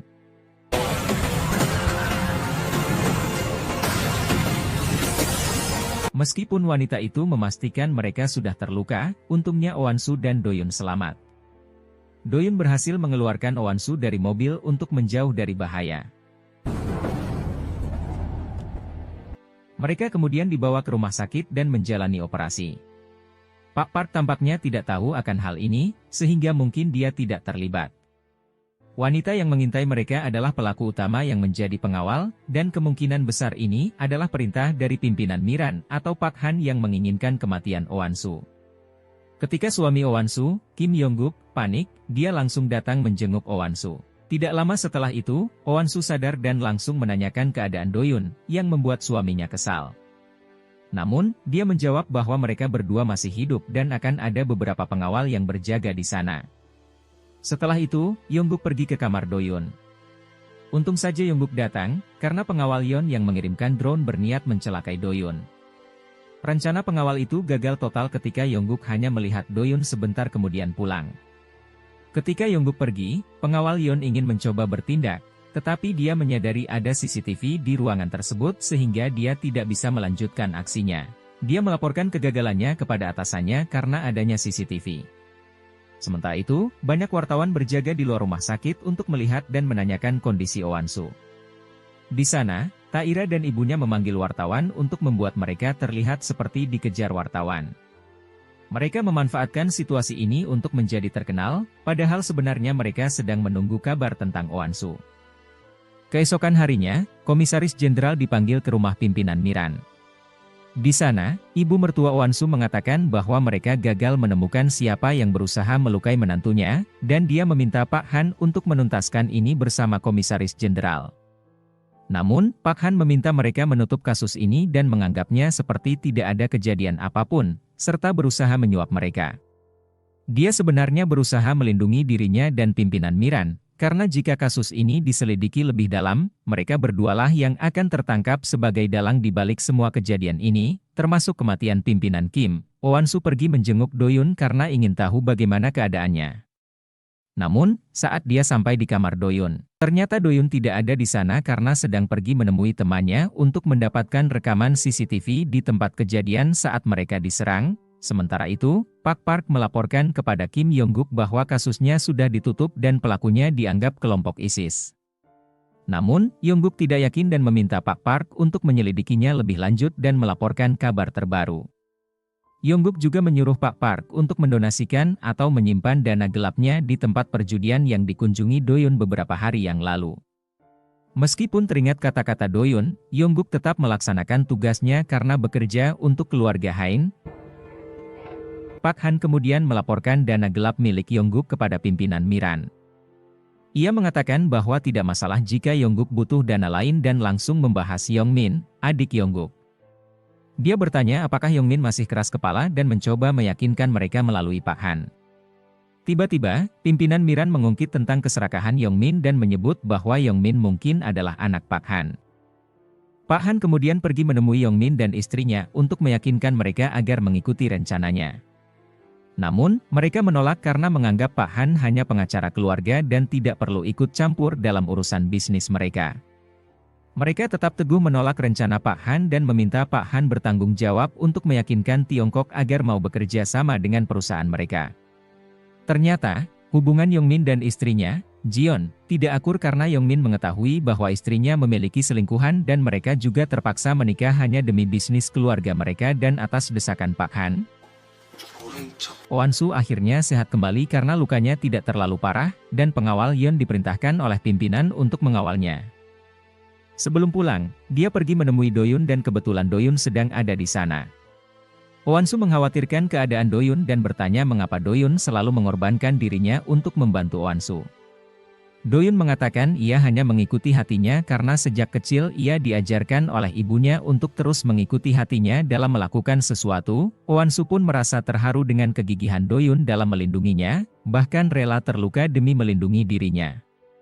Owansu mengatakan kepada Doyun bahwa sekarang dia benar-benar percaya sepenuhnya pada Doyun. Dia menyentuh Doyun sebagai tanda bahwa dia juga telah menaruh perasaan pada pengawal pribadinya itu, dan mereka berdua pun berpelukan. Owansu mengatakan bahwa mereka akan ngobrol lagi setelah Doyun pulang dari rumah sakit karena ada pengawal Yeon yang menunggunya di luar. Setelah itu, Owansu tiba di rumah dan bertemu dengan pimpinan Miran yang terkejut melihat menantunya tidak terluka setelah mobilnya terbakar. Miran tidak senang karena rencananya gagal. Owansu menjawab bahwa ia beruntung selamat dan langsung bertanya kepada ibu mertuanya apakah ia pernah membeli nyawa seseorang dengan uang. Ibu mertuanya mengatakan bahwa itu adalah rahasia bisnisnya yang tidak bisa dibocorkan kepada Owansu. Ia juga mengatakan bahwa Oansu selalu sial kali ini karena berkali-kali nyawanya hampir terancam dan meminta menantunya untuk bersikap baik jika ingin hidupnya baik-baik saja. Ia menyuruh Oansu menyelesaikan permasalahannya dengan Tiongkok. 걔가 면세점 Ibu Taira memaksa masuk ke rumah Oansu dengan alasan mengunjungi anaknya, padahal anaknya tidak diakui di sana. Kepala pelayan tidak mengizinkannya, tetapi Oansu membiarkan mereka masuk. Namun, minuman yang disuguhkan hanya air mineral. Ibu Taira sebenarnya datang untuk menyuruh Oansu menceraikan Kim Yongguk. Oansu menolak dengan tegas dan mengatakan bahwa jika mereka tidak menerima, ia akan mengusir Taira keluar dari rumahnya dan berpisah dengan putranya. Mereka pun terdiam mendengar ancaman dari Oansu. Setelah itu, Oansu bertemu lagi dengan kakaknya, Hyunso, dan menanyakan tentang dana taktis perusahaan Hain. Hyunso tidak mau menunjukkan hal itu karena dana tersebut ada di tangan Pak Han dan cukup berbahaya jika dipublikasikan. Ia bisa ditangkap oleh polisi karena terlibat dalam kasus tersebut karena Pak Han telah mengatur semua ini sehingga Hyunso yang akan disalahkan jika ketahuan. Namun, Oansu meyakinkan kakaknya bahwa mereka butuh informasi tersebut untuk melawan pihak lawan. Oansu memutuskan untuk tidak melibatkan Hyunso dalam rencananya. Malam harinya, pimpinan Miran mendatangi kamar Pak Han, dan ternyata mereka pernah tidur bersama. Hubungan perselingkuhan ini diketahui oleh Kim Yongguk karena saat kecil, ia pernah memergoki ibunya dan Pak Han tidur bersama. Ibunya mengatakan bahwa ayahnya, Yongguk, mengetahui perselingkuhan mereka. Hal ini membuat Yongguk yakin bahwa Yongmin bukan adik kandungnya, melainkan anak dari pimpinan Kim dan Pak Han. Keesokan harinya, Doyun keluar dari rumah sakit dan kembali ke tempat kerjanya. Pak Park mendatangi Doyun untuk mengecek keadaannya dan bertanya tentang kematian temannya, Ji-hyuk. Menurut Doyun, pelakunya sama dengan orang yang ingin menghabisi Oansu saat di Manila. Doyun mengingat dengan jelas cara orang itu menggunakan pisau, tetapi tidak mau memberikan detail kepada Pak Park karena masih belum percaya sepenuhnya. Mereka sempat berdebat karena Pak Park terus menegaskan bahwa dia tidak terlibat dalam kejadian tersebut. Doyun meminta bantuan Pak Park untuk memberitahukan apa yang dia ketahui dan siapa yang paling mencurigakan di rumah itu, tetapi Pak Park tampaknya menyembunyikan sesuatu karena dia bekerja untuk keluarga tersebut. Doyun kemudian berjalan-jalan mencari udara segar dan terlihat oleh Oansu yang merasa gugup melihat Doyun. Oansu sangat ingin bertemu dengan Doyun, jadi dia pergi ke kamar Doyun. Di sana, Oansu meyakinkan Doyun bahwa dia sekarang benar-benar percaya penuh padanya. Dia meminta bantuan Doyun untuk mencari buku besar perusahaan di tempat Pak Han dan meminta Doyun berhati-hati karena informasi tersebut bisa digunakan untuk melawan mereka yang berbuat jahat. Oansu juga berterima kasih kepada Doyun karena telah membantunya selama ini dan senang melihat Doyun kembali sehat. Keesokan harinya, Doyun langsung menjalankan tugas yang diminta oleh Oansu. Dia mencoba mengendalikan CCTV agar tidak ketahuan saat mencari sesuatu di ruangan Pak Han. Setelah itu, Doyun pergi ke rumah Pak Han yang kebetulan baru pulang olahraga hari itu, sehingga Doyun memanfaatkan momen tersebut untuk mencari sesuatu di tas Pak Han. Namun, saat Doyun ingin masuk, ada anjing yang berada di depan rumah Pak Han dan mulai menggonggong saat melihat Doyun. Ini membuat pengawal Yon curiga saat melihat Doyun berada di dekat sana. Beruntung, pengawal Yon ketahuan oleh Pak Park sehingga tidak bisa mengintai lebih lama. Ketika Doyun memeriksa barang-barang Pak Han, dia tidak menemukan sesuatu yang mencurigakan. Lalu, Doyun mencoba masuk ke rumah Pak Han, namun rumah itu memiliki sistem keamanan yang ketat dengan kode dan sidik jari. Doyun berusaha mendapatkan sidik jari Pak Han melalui gelas yang digunakan Pak Han. Doyun berhasil mendapatkan sidik jari tersebut dengan teknologi canggih dan menciptakan sidik jari palsu. Dengan sidik jari itu, Doyun berhasil masuk ke rumah Pak Han dan langsung mencari apa yang diminta Oansu. Namun, pengawal Yon melapor kepada Pak Han bahwa dia sempat melihat Doyun mengintai rumah Pak Han. Pak Han menjadi curiga dan segera pergi ke rumahnya. Beruntung, Doyun berhasil menemukan buku besar tersebut dan segera pergi sebelum ketahuan oleh Pak Han.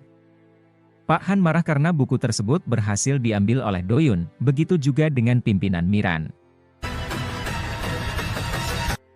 Ketika Doyun sampai di kantor Oansu, dia menunjukkan buku tersebut kepada Oansu, di mana Hyunso juga ada di sana.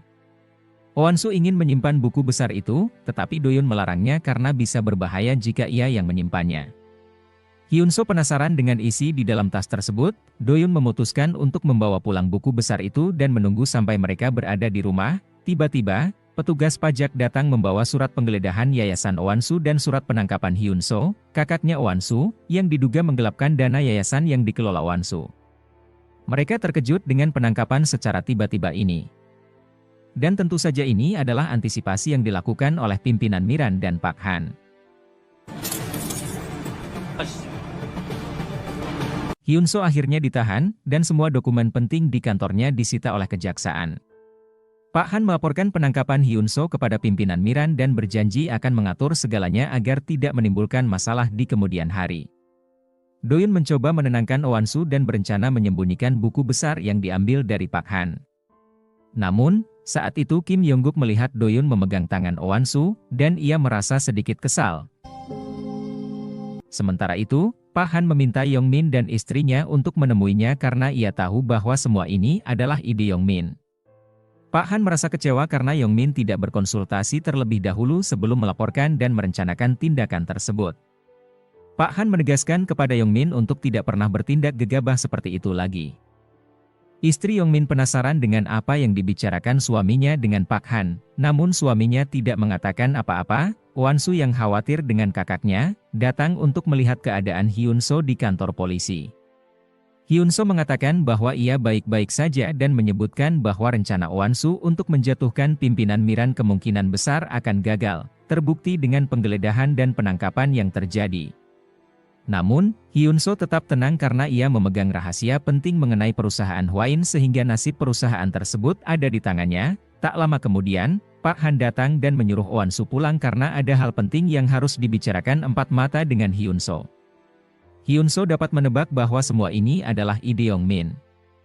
Tetapi Pak Han mencoba membela anaknya dengan mengatakan bahwa tidak mungkin Yongmin melakukan hal tersebut. Hyunso mengetahui bahwa perusahaan memiliki 550 rekening dengan nama-nama pinjaman, dan ia mengetahui semua nama tersebut. Hyunso meminta untuk segera dibebaskan dan berjanji tidak akan mengungkapkan apapun tentang dana tersebut demi keselamatannya. Pak Han juga memberi informasi bahwa Owansu telah mengambil buku besar Yayasan Now dan mungkin akan melaporkan hal itu ke kejaksaan.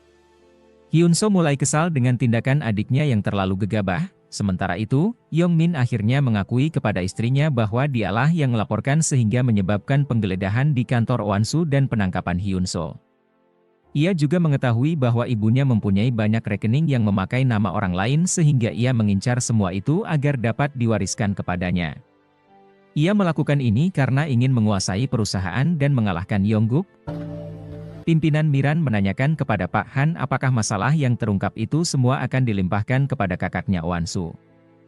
Pak Han memastikan hal itu. Pimpinan Miran meminta Pak Han untuk menutup mulut semua media agar namanya tidak tercoreng. Pak Han sepertinya sudah memiliki nama yang akan menjadi tersangka yang mengadukan perusahaan mereka. Sementara itu, Doyun memeriksa kembali buku besar yang ia ambil dari rumah Pak Han mengenai dana-dana taktis dan menemukan hal mengejutkan bahwa semua dokumen disetujui dan ditandatangani oleh pimpinan Miran. Owansu kemudian diinterogasi oleh mertuanya dan Pak Han, yang menanyakan hubungan Owansu dengan Doyun, serta kebenaran tentang kedekatan mereka. Pak Han mengatakan bahwa Doyun telah mencuri buku besar mereka dan ada saksi yang melihatnya.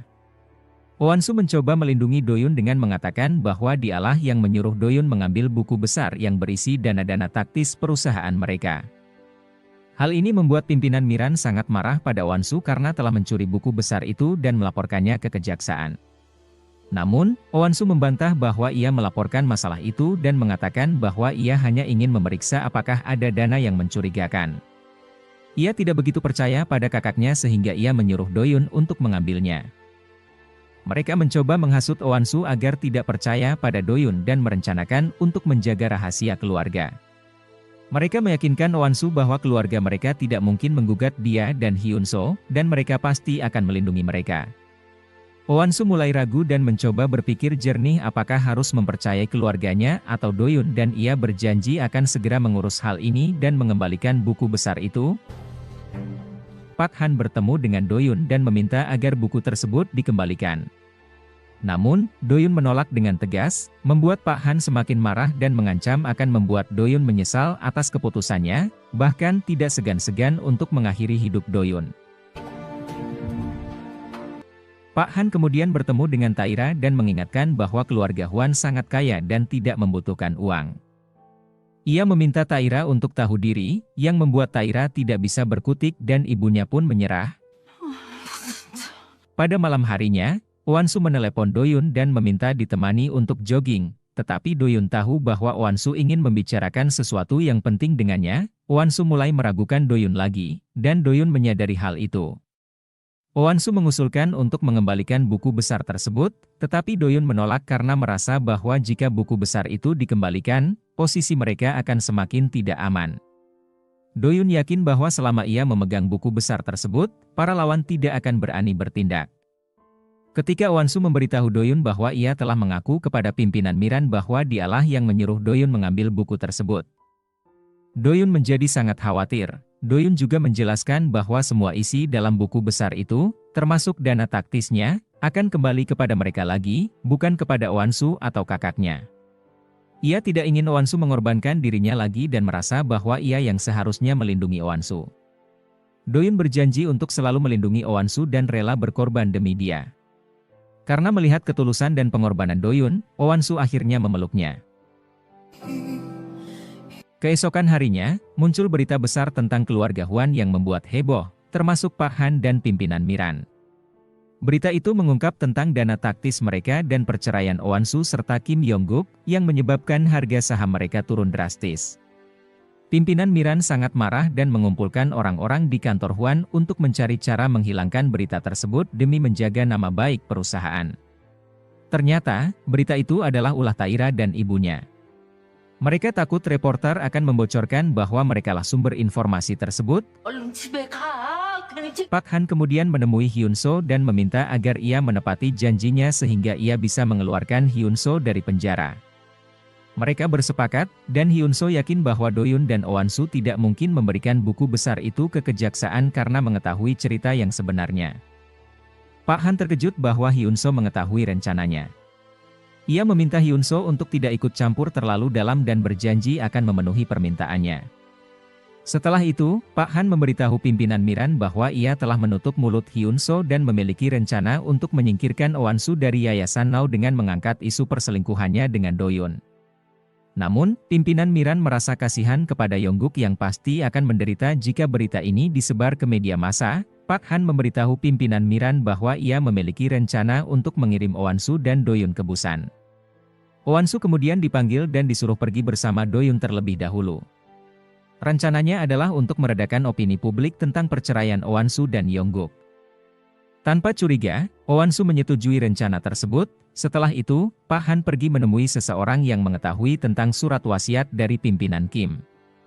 Pak Han mengetahui bahwa umur pimpinan Kim tidak lama lagi, dan ia ingin memastikan bahwa surat wasiat tersebut tidak akan menguntungkan Hwan-su. Namun, surat wasiat tersebut hanya akan dibacakan ketika ayah mertua Hwan-su mencapai usia 70 tahun, meskipun ia sudah meninggal sebelumnya.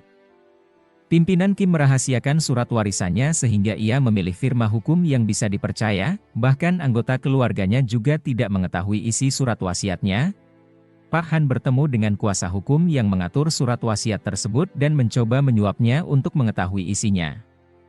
Namun, kuasa hukum tersebut menolak dan hanya memberi sedikit petunjuk bahwa semua dana besar akan diarahkan ke Yayasan Now.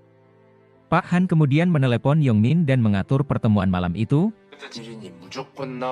Sementara itu, pimpinan Miran menjalani suntikan air kehidupan agar merasa muda terus, kali ini menginginkan dosis yang lebih besar dari biasanya agar lebih terasa khasiatnya. Di sisi lain, Hwan-su dan Doyun berangkat ke Busan tanpa pengawal. Mereka berhenti di sebuah pantai karena Doyun ingin Hwan-su menikmati pemandangan. Di pinggiran pantai yang sepi itu, Hwan-su dan Doyun terbawa suasana dan akhirnya berpelukan. Pada saat itu, seorang pengawal dari Pak Han memotret mereka, kemudian Pak Han memintanya untuk segera menghabisi Hwan-su dan meninggalkan sidik jari Doyun di tempat kejadian agar Doyun yang disalahkan nantinya. Pada malam itu, Doyun mendatangi Hwan-su di kamarnya dan memberitahu bahwa Yong-guk tidak jadi datang ke Busan. Sementara itu, pengawal Pak Han mengintai dan memotret mereka. Doyun lalu mengantar Wonsu ke kamar tidurnya dan berniat menjaganya karena merasa Wonsu masih dalam bahaya. Wonsu memeluk Doyun dari belakang dan meminta maaf kepadanya. Doyun kemudian memeriksa situasi di luar penginapan untuk memastikan keamanan, namun, pengawal Pak Han berhasil masuk ke dalam kamar Wonsu dan mulai menyerangnya sehingga membuat Wonsu berteriak. Ia hampir terkena pisau dari pengawal itu, tetapi Doyun menolongnya sehingga pisau tersebut meleset. Doyun lalu memasukkan Wonsu ke kamarnya dan bertarung dengan pengawal Pak Han. Pengawal tersebut berhasil mengalahkan Doyun dengan pisaunya sehingga Doyun sedikit tergores di tubuhnya. Sedangkan Wonsu sudah melarikan diri dari kamarnya menuju ke kapal pesiar yang bersandar di sana. Pada malam itu, Pak Han bertemu dengan Yongmin dan memberitahunya bahwa surat wasiat ayahnya akan dibacakan bulan depan. Ia meminta Yongmin untuk menerima Yayasan Nau tanpa protes karena semua warisan Pak Kim akan diwariskan ke yayasan tersebut. Awalnya, Yongmin menolak masuk ke Yayasan Nau dan tetap ingin menguasai Hwain sepenuhnya karena tujuannya adalah untuk mengalahkan Kim Yongguk.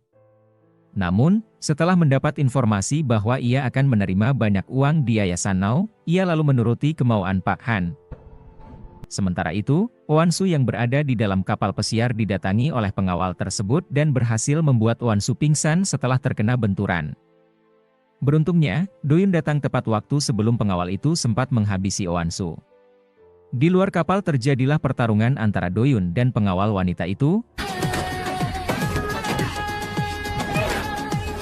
dan akhirnya pengawal itu bisa dikalahkan oleh Doyun dan terjatuh ke pinggiran pantai setelah ditendang oleh Doyun.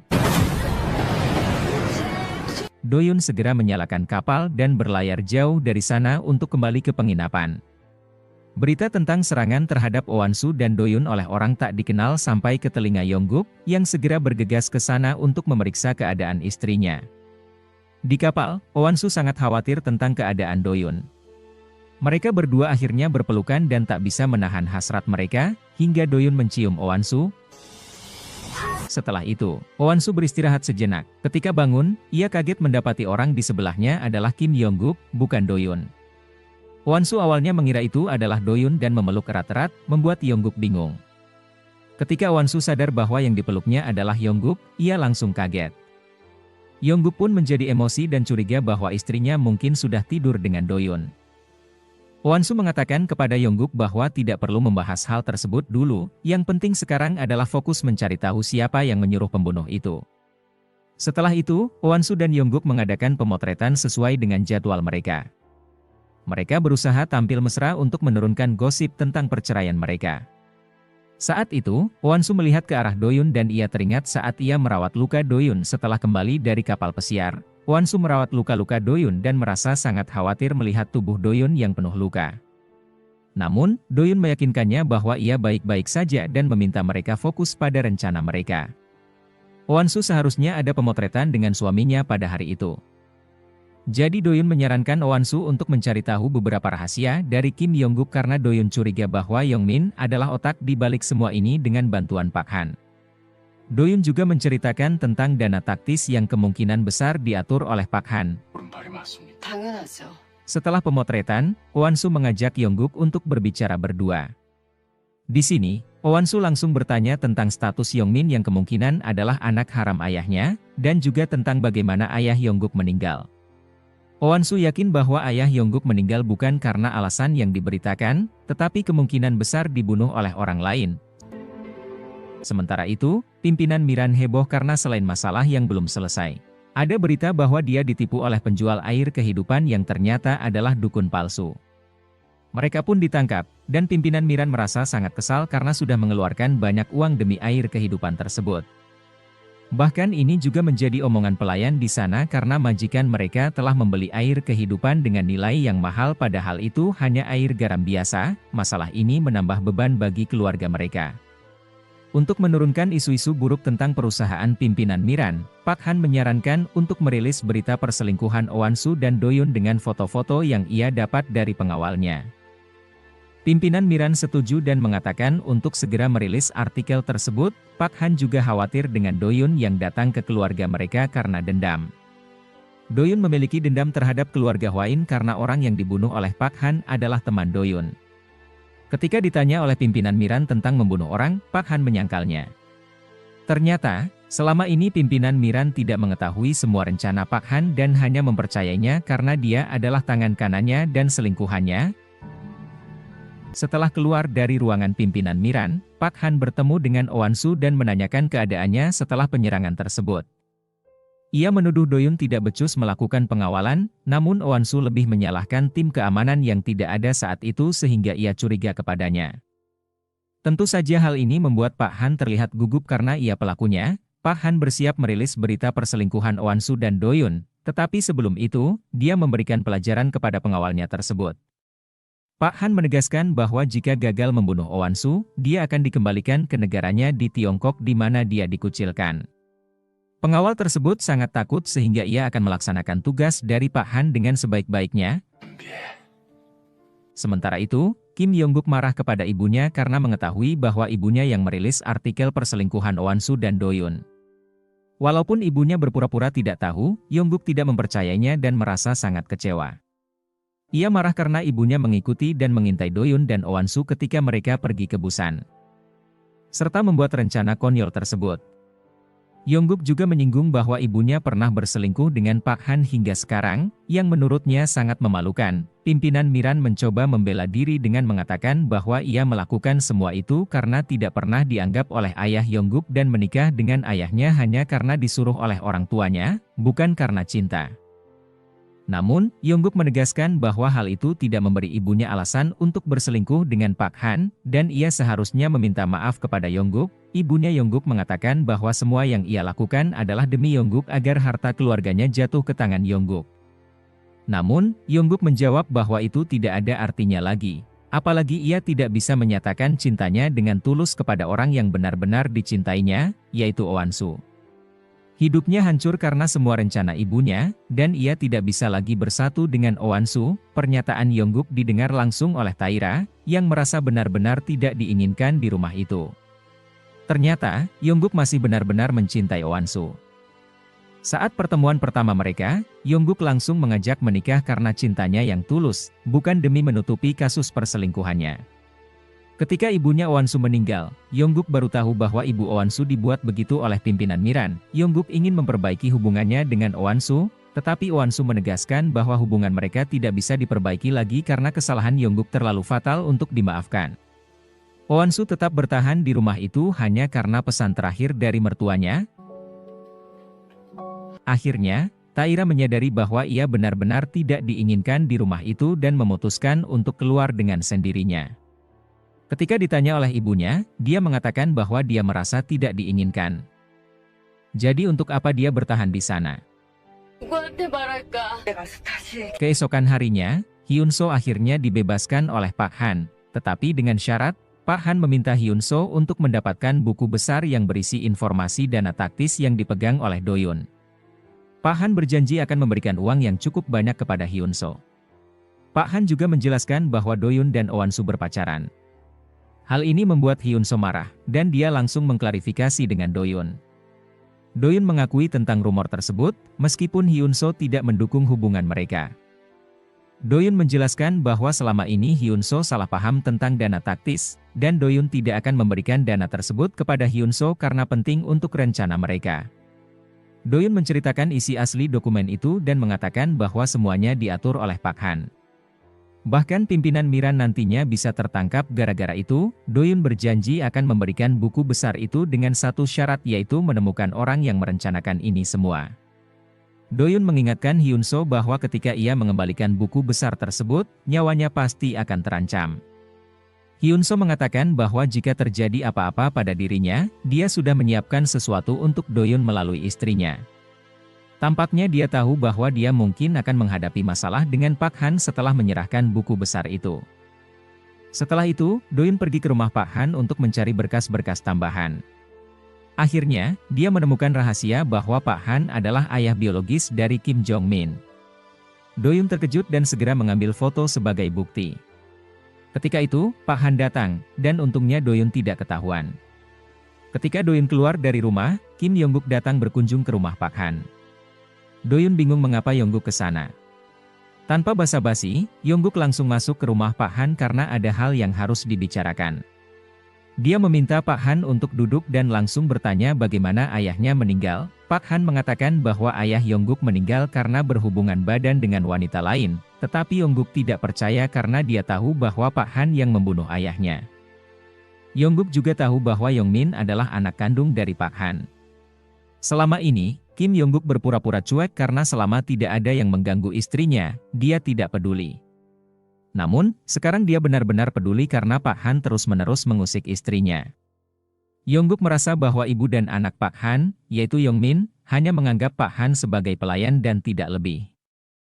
Bahkan, Pak Han tidak pernah diakui oleh anaknya sendiri karena anaknya malu memiliki ayah yang dianggap sebagai orang pesuruh. Yongguk menegaskan bahwa jika mereka mengganggu Oansu lagi, dia tidak akan segan-segan membunuh mereka. Setelah itu, Yongguk meminta Pak Park untuk mengurung Doyun. Saatnya Doyun diinterogasi oleh Yongguk. Dia bertanya tentang hubungan Doyun dengan Oansu, tetapi Doyun langsung mengalihkan pembicaraan ke topik tentang buku besar dan dana taktis yang sudah dia ambil, termasuk bagaimana ayah Yongguk meninggal dan siapa sebenarnya Yongmin. Hal-hal ini sebenarnya sudah diketahui oleh Kim Yongguk, tetapi dia tidak peduli. Intinya, Yongguk ingin tahu hubungan antara Oansu dan Doyun karena dia tidak mau Oansu direbut oleh Doyun. Dia mengklaim bahwa Oansu adalah miliknya. Oansu mengetahui hal ini dan berusaha melindungi Doyun. Oansu mencoba menenangkan suaminya, Kim Yongguk, dengan mengatakan bahwa dia percaya Yongguk tidak mungkin membunuh ayahnya sendiri dan tidak mungkin berusaha melukai Oansu. Dia benar-benar percaya pada Kim Yongguk. Oansu kemudian memeluk dan memegang tangan Yongguk agar dia bisa lebih tenang. Sebenarnya, kasihan juga dengan Yongguk karena dia benar-benar mencintai Oansu, tetapi hubungan mereka sudah sangat rumit. 2 minggu kemudian, tiba saatnya untuk membuka surat wasiat dari pimpinan Kim. Ternyata, Pak Kim sudah tahu bahwa Yongmin adalah anak dari Pak Han, makanya dia tidak ingin memberitahu isi surat wasiat tersebut sebelumnya. Dia juga tahu tentang rencana licik dari Pak Han dan kemungkinan keterlibatan Yongmin dalam kematiannya tanpa sepengetahuan istrinya. Pada hari itu, Pak Han masih ingin tahu isi surat wasiat tersebut dan mencoba melobi pengacara Aili. Namun, pengacara Aili mengatakan bahwa surat wasiat akan dibacakan pada hari yang telah ditentukan dan tidak bisa diganggu-gugat atau dipengaruhi. Akhirnya, hari pembacaan surat wasiat pimpinan Kim pun tiba. Semua orang berkumpul, dan surat wasiat itu dibacakan oleh pengacara Aili. Hasil dan isi surat wasiat tersebut sangat mengejutkan semua orang. Pimpinan Kim memiliki banyak uang yang dialokasikan dengan cara yang tidak terduga jumlahnya yang mencapai 16 triliun won. Semua dana itu dialihkan ke perusahaan Oansu, dan dana tersebut hanya bisa diakses dengan persetujuan dan tanda tangan Oansu. Saat ditanya pengacara Aili, siapa yang berkumpul di sini yang bernama Oansu, Oansu langsung mengangkat tangannya dan ia masih syok mendengar dirinya mendapat warisan yang jumlahnya besar dari ayah mertuanya. Seluruh ruangan terdiam sejenak. Kemudian berbagai reaksi mulai muncul. Yongguk menatap Oansu dengan campuran kebanggaan dan kekhawatiran, sementara Yongmin tampak marah dan bingung. Pimpinan Miran terlihat pucat, sementara Pak Han mencoba menyembunyikan kemarahannya. Setelah surat wasiat dibacakan, Doyun kemudian pergi menemui mantan atasannya untuk meminta bantuan mengungkap apa yang sebenarnya terjadi di Huain. Mantan atasannya menjelaskan bahwa hal tersebut tidak mudah dan ada langkah-langkah yang harus dilakukan terlebih dahulu. Jika bukti-bukti konkret sudah terkumpul, maka akan lebih mudah bagi Doyun untuk menjerat orang-orang yang terlibat. Terlihat Yongguk bersama Oansu yang sedang dalam perjalanan ke suatu tempat. Di dalam pesawat, Yongguk mengirim email kepada Peter dan meminta bantuannya untuk mempersiapkan segala sesuatunya karena ia sedang dalam perjalanan ke sana saat istrinya istirahat. Sementara itu, setelah selesai makan, Doyun secara tidak sengaja menyenggol pengawal Pak Kim sehingga botol air minum jatuh. Namun, pengawal tersebut berhasil menangkap botol itu dengan cekatan. Doyun mulai curiga dengan keahlian pengawal tersebut dan kebetulan pengawal itu bertangan kidal. Doyun kemudian teringat saat temannya dihabisi seseorang yang kemungkinan adalah pengawal Pak Kim. Ia hanya membutuhkan bukti agar bisa membalaskan dendamnya. Sementara itu, Oansu bersama suaminya terbang ke Swiss untuk melihat harta peninggalan dari pimpinan Kim. Mereka tiba di Swiss dan langsung menuju tempat penyimpanan harta tersebut. Di sana, pimpinan Kim memberikan akses kepada Won-soo melalui tablet yang pernah dia berikan. Tablet itu digunakan untuk mengonfirmasi identitas Won-soo sebagai pemilik sah harta tersebut. Setelah Won-soo memindai tangannya, ia dikonfirmasi sebagai pemilik sah, dan mereka menemukan banyak uang serta emas batangan di sana. Setelah pembacaan surat wasiat, terungkap bahwa seluruh harta kekayaan ayah Kim Yong-guk dialihkan kepada Won-soo, terutama Yayasan Amal Now. Ibunya meminta ketiga bersaudara itu untuk bekerja sama, dan setelah dana tersebut diambil, ibunya akan memberikan semuanya kepada Kim Yong-guk karena dia hanya ingin mengangkat nama keluarga Kim. Namun, Yong-min tidak setuju dan mengatakan bahwa warisan itu harus dibagi tiga. Pendapat Yong-min tidak dihiraukan oleh ibunya maupun Kim Yong-guk. Pada intinya, Yong-min dianggap tidak berhak mendapatkan sedikit pun warisan dari ayah mereka. Meski begitu, Yong-min tidak menyerah dan menawarkan untuk membagi dua saja dengan ibunya, tanpa memberikan bagian kepada Yong-guk. Ibunya tentu saja tidak setuju, ditambah lagi Yong-guk langsung membahas tentang keterlibatan Yong-min dalam kematian ayah mereka. Yong-min hanya bisa terdiam dan tidak bisa berkata apa-apa saat fakta tersebut diungkapkan. Oleh karena itu, Yong-guk menegaskan bahwa Yong-min tidak akan pernah mendapatkan bagian dari warisan tersebut dan menyuruhnya untuk pergi. Kemudian, Yong-min menceritakan kepada Pak Han tentang rencananya untuk mengambil uang dari Won-soo. Di sini, Yong-min juga mengakui bahwa dialah yang mengirim orang untuk menghabisi Won-soo saat Won-soo berada di Manila. Selain itu, Pak Han mengungkapkan bahwa pelaku pembunuhan ayah Kim Yong-guk adalah Yong-min, yang juga anaknya. Pada malam kejadian, saat Yong-min sedang berdebat dengan ayah tirinya, tanpa sengaja Yong-min memukul kepala ayahnya dengan emas batangan, yang menyebabkan kematian ayahnya. Pak Han menyaksikan kejadian itu dan menyuruh Yong-min pergi. Ia berjanji akan mengurus semuanya agar Yong-min tidak terlibat dalam kasus tersebut. Setelah kejadian tersebut, Pak Han menghubungi pengawalnya untuk mengurus semuanya. Mereka merancang skenario seakan-akan ayah Kim Yong-guk meninggal karena kecelakaan saat berhubungan dengan wanita lain. Pak Han juga mengamankan emas batangan yang digunakan Yong-min untuk menghabisi pimpinan Kim. Sejak saat itu, mereka menyembunyikan bukti tersebut dan membuat skenario yang sempurna. Keesokan harinya, Ki-won dan Do-yoon menjemput Won-soo dan Kim Yong-guk yang baru saja tiba dari bandara setelah melihat harta peninggalan Won-soo. Sambil mengamati, Do-yoon mencoba mencari tahu apa yang mencurigakan dari Ki-won dan ternyata cara berjalan Ki-won ini mirip dengan pembunuh temannya saat itu. Sementara itu, pimpinan Miran sedang menyusun rencana bersama Pak Han untuk menjebak kakak Won-soo, agar mereka bisa menguasai seluruh harta peninggalan suaminya. Mereka berencana untuk mengambil dana tersebut setelah berhasil menjebak kakak Won-soo, Hyun-soo. Rencana untuk menyingkirkan Won-soo tetap berjalan, tetapi dana yang diperoleh akan diserahkan kepada Kim Yong-guk. Pak Han merasa keberatan dengan rencana ini dan mengatakan akan memikirkannya lebih lanjut. Pimpinan Miran merasa kesal karena Pak Han tidak mendukung rencananya sepenuhnya dan menganggap Pak Han sangat serakah. Sementara itu, Won-soo, Do-yoon, dan Hyun-soo menyusun rencana untuk menjebak Pak Han. Do-yoon mengusulkan untuk menyerahkan buku besar ke kejaksaan, tetapi Hyun-soo menganggap itu terlalu berbahaya dan tidak akan menyelesaikan masalah. Mereka membutuhkan bukti lain untuk benar-benar menjebak Pak Han. Hyun-soo memutuskan untuk menemui Pak Han, sementara Do-yoon mengungkapkan bahwa dari penyelidikannya terhadap berangkas Pak Han, ditemukan bukti bahwa seluruh dana yang diperoleh Pak Han disalurkan ke rekening Yong-min. Hal ini menunjukkan bahwa Yong-min mungkin adalah dalang di balik upaya pembunuhan terhadap Won-soo dan kemungkinan menyuruh pengawal Ki-won untuk melakukannya. Jadi ia meminta Won-soo untuk berhati-hati dengan pengawal Ki-won. Mereka pun memilih rencana kedua, di mana Hyun-soo akan bertemu dengan Pak Han sementara Do-yoon memberikan buku besar itu kepada Hyun-soo dan memintanya berhati-hati dengan Pak Han. Kim Yong-guk menghubungi Taira untuk bertemu dengan anaknya, Jun-hee, karena ada hal yang ingin dia bicarakan. Taira, ibu dari anak tersebut, mengizinkan pertemuan tersebut. Di tempat lain, Yong-min dan istrinya bertengkar hebat karena istrinya tidak terima Yong-min menggunakan dana perusahaan mereka untuk kepentingan pribadi. Istrinya meminta Yong-min untuk mengembalikan seluruh dana tersebut. Rupanya, Yong-min menggelapkan dana perusahaan istrinya untuk membeli saham Hwain. Jika Yong-min tidak mengembalikan dana tersebut, ia akan mengambil tindakan lebih tegas lagi. Ia juga mengatakan kepada Yongmin bahwa Yongmin hanyalah sampah yang dikirimkan ke keluarga mereka dan tidak memiliki harta apapun. Istrinya tetap meminta dana perusahaannya dikembalikan dalam 3 hari atau ia akan melaporkan penggelapan ini kepada ayahnya. Sementara itu, anak Taira datang menemui Kim Yongguk untuk berbicara empat mata dan ingin menjelaskan bahwa banyak hal yang perlu mereka luruskan. Kim Yongguk terkejut ketika Junhee memanggilnya dengan sebutan ayah, yang menandakan bahwa Junhee tahu hubungan mereka.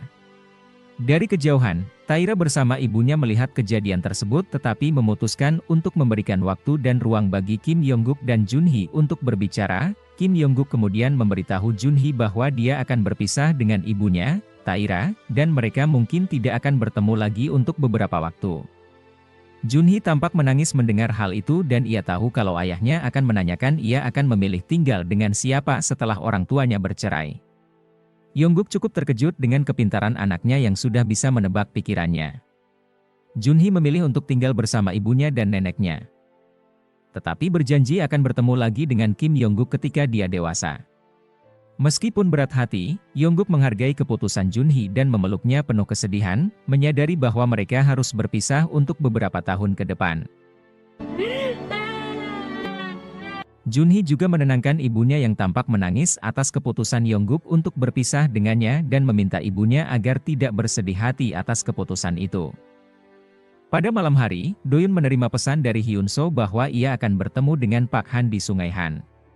Pada waktu yang sama, Doyun bertemu dengan pengawal Kiwan yang tampak buru-buru ingin pergi dan ia mengatakan bahwa dia akan pergi ke suatu tempat untuk bertemu temannya. Tidak lama setelah itu, Doyun pergi ke lokasi yang disebutkan oleh Hyunso, yaitu di Sungai Han. Di sana, mereka merekam pertemuan Hyunso dengan Pak Han menggunakan CCTV dan handphone. Mereka mencoba memancing Pak Han untuk memberikan informasi tentang bagaimana pimpinan Kim dibunuh dan usaha untuk menghabisi Owansu. Tetapi Pak Han pintar dan tidak menjawab pertanyaan tersebut. Dia mengatakan bahwa dia tidak perlu menjawab pertanyaan-pertanyaan itu karena dia merasa bukan dirinya yang melakukan hal tersebut. Pak Han lalu mengambil buku besar yang dibawa oleh Hyunso dan segera pergi dari sana. Namun, Doyun sedikit lengah sehingga Pak Han berhasil dilindungi oleh pengawalnya, Kiwan. Ketika melihat hal ini, Doyun berusaha melawan Kiwan dan melukai punggungnya. Saat ia ingin mengejar Kiwan, Doyun melihat Hyunso yang tampaknya membutuhkan pertolongan sehingga ia memilih menyelamatkan Hyunso. Doyun melaporkan kejadian tersebut ke rumah sakit untuk mendapatkan pertolongan pertama bagi Hyunso. Kiwan berhasil kabur meskipun mendapatkan luka yang cukup parah dari Doyun. Pak Han melaporkan dana taktis yang terdapat di dalam perusahaan Hwain dan Yayasan Amal Now ke kejaksaan. Pada malam itu juga, kejaksaan datang ke rumah Owansu, membuat mereka panik. Kejaksaan datang untuk memberikan surat panggilan kepada pimpinan Miran. Pimpinan Miran tidak terima dan kaget dengan kejadian yang tiba-tiba tersebut. Akhirnya, mereka menerima surat panggilan melalui Yongguk dan memutuskan untuk memenuhinya keesokan harinya. Namun, pimpinan Miran merasa kesal karena tidak bisa menghubungi Pak Han yang tidak menjawab teleponnya.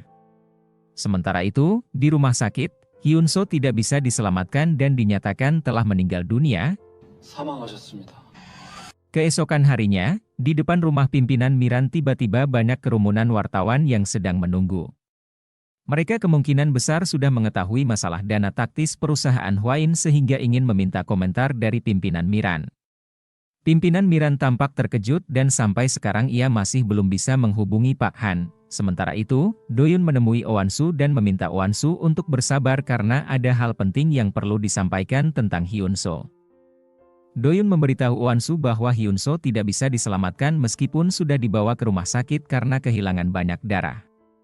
Mendengar kabar tersebut, Owansu hanya bisa terdiam sejenak sebelum menangis karena Hyunso adalah satu-satunya keluarga yang dimilikinya.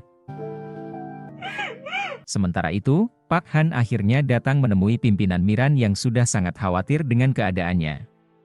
Pak Han beralasan bahwa ia sakit sehingga ketiduran dan memfitnah Hyunso dengan mengatakan bahwa dialah yang memegang buku besar itu dan telah melaporkan dana taktis tersebut ke kejaksaan. Pak Han meyakinkan pimpinan Miran bahwa dia tidak akan terlibat dalam masalah tersebut dan meminta pimpinan Miran untuk tenang dan memenuhi panggilan kejaksaan. Pak Han juga sudah mempersiapkan berita perselingkuhan Owansu dengan Doyun untuk menutupi berita dana taktis. Ketika pimpinan Miran keluar, banyak wartawan yang sudah menunggu. Ia mengatakan bahwa masalahnya akan segera diselesaikan dan bahwa ia tidak terlibat. Pada saat yang sama, Yongmin mendengarkan istrinya yang marah dan meminta cerai. Yongmin mencoba membela diri dengan mengatakan bahwa ayah istrinya mengizinkan dia menggunakan seluruh dana perusahaan mereka, dan bahkan mengancam mertuanya dengan foto-foto perselingkuhan istrinya. Namun, istrinya tidak peduli dan menegaskan bahwa ia tidak takut pada Yongmin. Yongmin juga bersikeras bahwa ia tidak akan mau bercerai dengan istrinya, sehingga mereka berdua saling beradu argumen. Istrinya menegaskan bahwa ia tidak akan pernah memaafkan Yongmin dan akan tetap pada pendiriannya untuk bercerai. Sementara itu, Hwan-soo ditemani oleh Do-yoon pergi ke rumah duka Hyun-soo. Hwan-soo mengikhlaskan kepergian kakaknya. Merasa sangat kasihan pada istri Hyun-soo yang kini ditinggalkan sendirian, tidak lama setelah itu, Yongguk datang untuk menjenguk Hyun-soo di rumah duka. Ia ingin menenangkan dan menghibur Hwan-soo, meskipun tidak tahu bagaimana caranya. Sementara itu, pimpinan Miran dan Pak Han mengasingkan diri. Pak Han meyakinkan pimpinan Miran bahwa ia akan mengurus semuanya. Pimpinan Miran merasa ragu karena tidak ada harta yang diberikan kepada Yongmin, yang dianggap sebagai anak hasil selingkuhan. Pak Han meminta pimpinan Miran untuk memberikan harta kepada Yongmin, tetapi pimpinan Miran menolak karena tidak mau Yongmin mewarisi perusahaannya dan mengingatkan Pak Han bahwa mereka hanya berselingkuh. Istri Hyun-soo memberikan flash disk kepada Do-yoon sesuai dengan pesan suaminya. Do-yoon meminta tolong kepada istri Hyun-soo untuk melaporkan Pak Han ke kejaksaan dengan bukti mengenai kejahatannya yang ada di dalam berangkas Pak Han. Kemudian Do-yoon menaruh flash disk itu di dalam berangkas Pak Han sebagai jebakan. Keesokan harinya, pimpinan Miran didatangi oleh kejaksaan dan ditangkap di tempat persembunyiannya. Ia merasa ditipu oleh Pak Han, dan meminta Pak Han untuk segera melakukan sesuatu dan melepaskan borgolnya, tetapi Pak Han hanya beralasan bahwa pimpinan Miran harus mengikuti prosedur kejaksaan. Hal ini membuat pimpinan Miran sangat kecewa pada Pak Han. Berita penangkapan pimpinan Miran sampai ke telinga Hwan-soo. Hwan-soo bingung mengapa Do-yoon menyuruh kakak iparnya melaporkan bukti itu ke kejaksaan. Do-yoon beralasan bahwa ia menemukan bukti itu dari berangkas Pak Han sehingga bukti itu akan gugur saat di persidangan karena cara mendapatkan bukti tersebut melanggar hukum. Hwan-soo meminta Do-yoon untuk pergi ke rumah utama karena ada hal yang harus dilakukan. Ketika Do-yoon sampai di sana, kejaksaan datang untuk memeriksa dan menyita berangkas Pak Han. Ki-wan melihat hal ini dan melaporkannya kepada Pak Han, membuat Do-yoon semakin curiga bahwa Ki-wan adalah orang suruhan Pak Han. Do-yoon mengejar Ki-wan yang mencoba kabur. Ketika melihat punggung Ki-wan, Do-yoon bisa memastikan bahwa Ki-wan adalah orang yang menghabisi Hyun-soo dan temannya.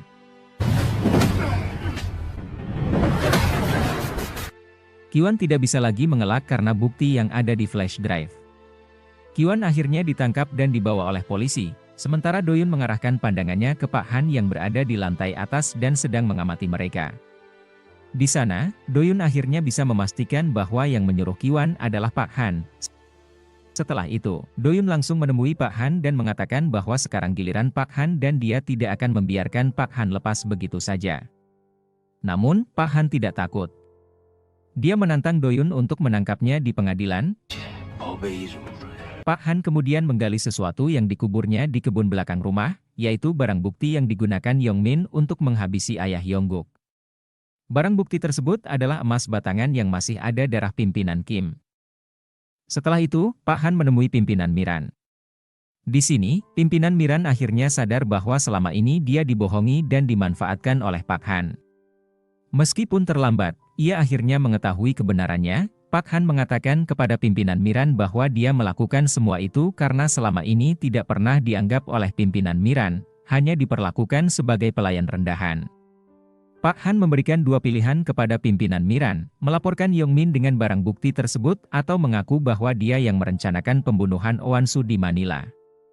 Pimpinan Miran tidak habis pikir bahwa Pak Han akan melakukan segala cara, bahkan mengorbankan anak kandungnya sendiri. Akhirnya, pimpinan Miran terpaksa mendengarkan Pak Han dan mengakui bahwa dialah yang merencanakan untuk mencelakai Hwan-soo. Sehingga Pak Han tetap aman. Sementara itu, Taira diajak bertemu oleh Yongguk. Yongguk memberikan harta yang cukup banyak kepada Taira, sekitar 100 miliar won. Namun, Taira lebih membutuhkan kasih sayang dan cinta dari Yongguk. Yongguk menegaskan bahwa dia mencintai Owansu, dan ketika Taira bertanya apakah Yongguk pernah mencintainya sedikit pun, Yongguk menjawab tidak pernah. Taira harus menerima kenyataan pahit tersebut dan mengatakan kepada ibunya bahwa dia tidak akan pernah melakukan hal seperti itu lagi. Keesokan harinya, istri Yongmin bersama beberapa pengacara membawa surat cerai untuk ditandatangani oleh Yongmin. Namun, Yongmin tidak mau. Dia merobek surat cerai tersebut dan melemparkannya ke arah para pengacara. Setelah itu, Yongmin langsung pergi dari sana karena marah besar dan menuju rumah Owansu. Ia tampak emosi karena istrinya ingin bercerai dengannya. Di tempat lain, sekretaris Owansu mengabarkan kalau pimpinan Miran mengakui semua kejahatannya, termasuk menyewa pembunuh bayaran untuk menghabisi Owansu dan yang lainnya termasuk Hyunso juga. Sementara itu, Doyun akhirnya bekerja sama dengan mantan bosnya untuk mengonfirmasi bahwa Kiwan adalah dalang dari semuanya. Semua sudah dikonfirmasi melalui biodata dan masa lalu Kiwan, sehingga dia dinyatakan bersalah. Sesampainya Yongmin di rumah Owansu, dia langsung menyuruh semua pelayan keluar dari rumah tersebut. Pak Han bingung mengapa semua pelayan keluar dan ia menghubungi kepala pelayan untuk menanyakan hal itu. Kepala pelayan melaporkan kepada Pak Han bahwa Yongmin yang menyuruh mereka untuk keluar. Owansu, yang kebetulan ada di sana, keluar dari rumah karena hendak pergi ke suatu tempat.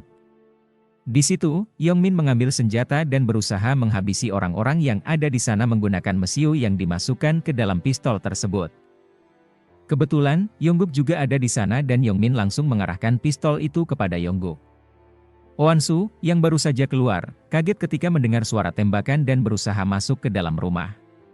Di dalam rumah, 3 orang ini sudah bertengkar satu sama lain. Owansu sangat khawatir mendengar keributan tersebut. Yongguk mengatakan kepada Yongmin bahwa dia tidak akan pernah menyerahkan apapun kepada Yongmin, kemudian dia mencekik Pak Han. Pada saat itulah, Yongmin menembak Yongguk, Owansu masuk ke dalam dan menyaksikan suaminya ditembak oleh Yongmin tepat di depan matanya. Betapa sedihnya Owansu melihat kejadian itu. Dia segera berlari ke arah suaminya. Dalam keadaan sekarat, Yongguk mengatakan kepada Owansu bahwa rasa cintanya kepada Owansu adalah tulus. Untuk pertama kalinya setelah sekian lama, Owansu memanggilnya dengan sebutan sayang. Namun, Yongguk tidak bisa bertahan lama karena luka parah yang dialaminya dan akhirnya meninggal dunia. Owansu merasa sangat bersalah dan sedih atas kejadian itu.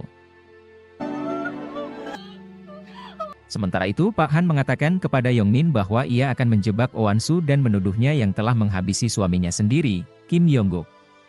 Pak Han menyuruh Yongmin untuk pergi dari sana dan menghilang agar tidak ada di TKP dan memintanya untuk menghapus CCTV, sama seperti yang dia lakukan ketika Yongmin menghabisi ayah Yongguk. Pak Han lalu menghubungi kepala kepolisian dan mengatakan ada insiden pembunuhan di rumah mereka. Saat itu Doyun, yang sedang berada di ruangan lain, mendapatkan informasi dari atasannya bahwa ada kejadian di rumah Owansu, dan langsung bergegas ke sana. Saat polisi sampai di lokasi, Pak Han membuat cerita bahwa Owansu lah yang menghabisi suaminya sendiri. Ketika Doyun tiba, dia melihat Pak Han sedang menuduh Owansu dan menatap tajam ke arah Pak Han atas tuduhan itu. Doyun tidak percaya dengan tuduhan tersebut dan bertanya kepada Owansu apa yang sebenarnya terjadi. Owansu menceritakan semuanya bahwa ia melihat Yongmin yang melakukan semua itu. Doyun menenangkannya dengan mengatakan bahwa dia akan menyelesaikan semuanya. Dia meminta Owansu untuk mengikuti prosedur terlebih dahulu dan berjanji akan membuktikan bahwa Owansu tidak bersalah. Doyun dan timnya kemudian memeriksa CCTV, tetapi ternyata semuanya sudah dirusak oleh Yongmin.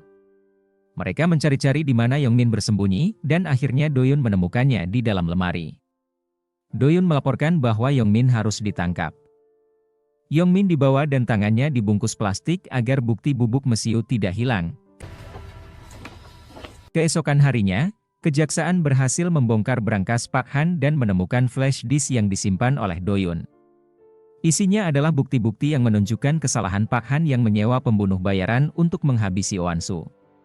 Selain itu, CCTV di rumah Owansu berhasil dipulihkan dan terbukti bahwa Owansu tidak bersalah. Owansu akhirnya dibebaskan. Namun, masalah baru muncul ketika mantan atasan Doyun mengatakan bahwa pimpinan Miran mengaku bahwa dialah yang berusaha membunuh Oansu. Ini adalah bagian dari rencana Pak Han untuk membebaskan pimpinan Miran dengan kekuatannya.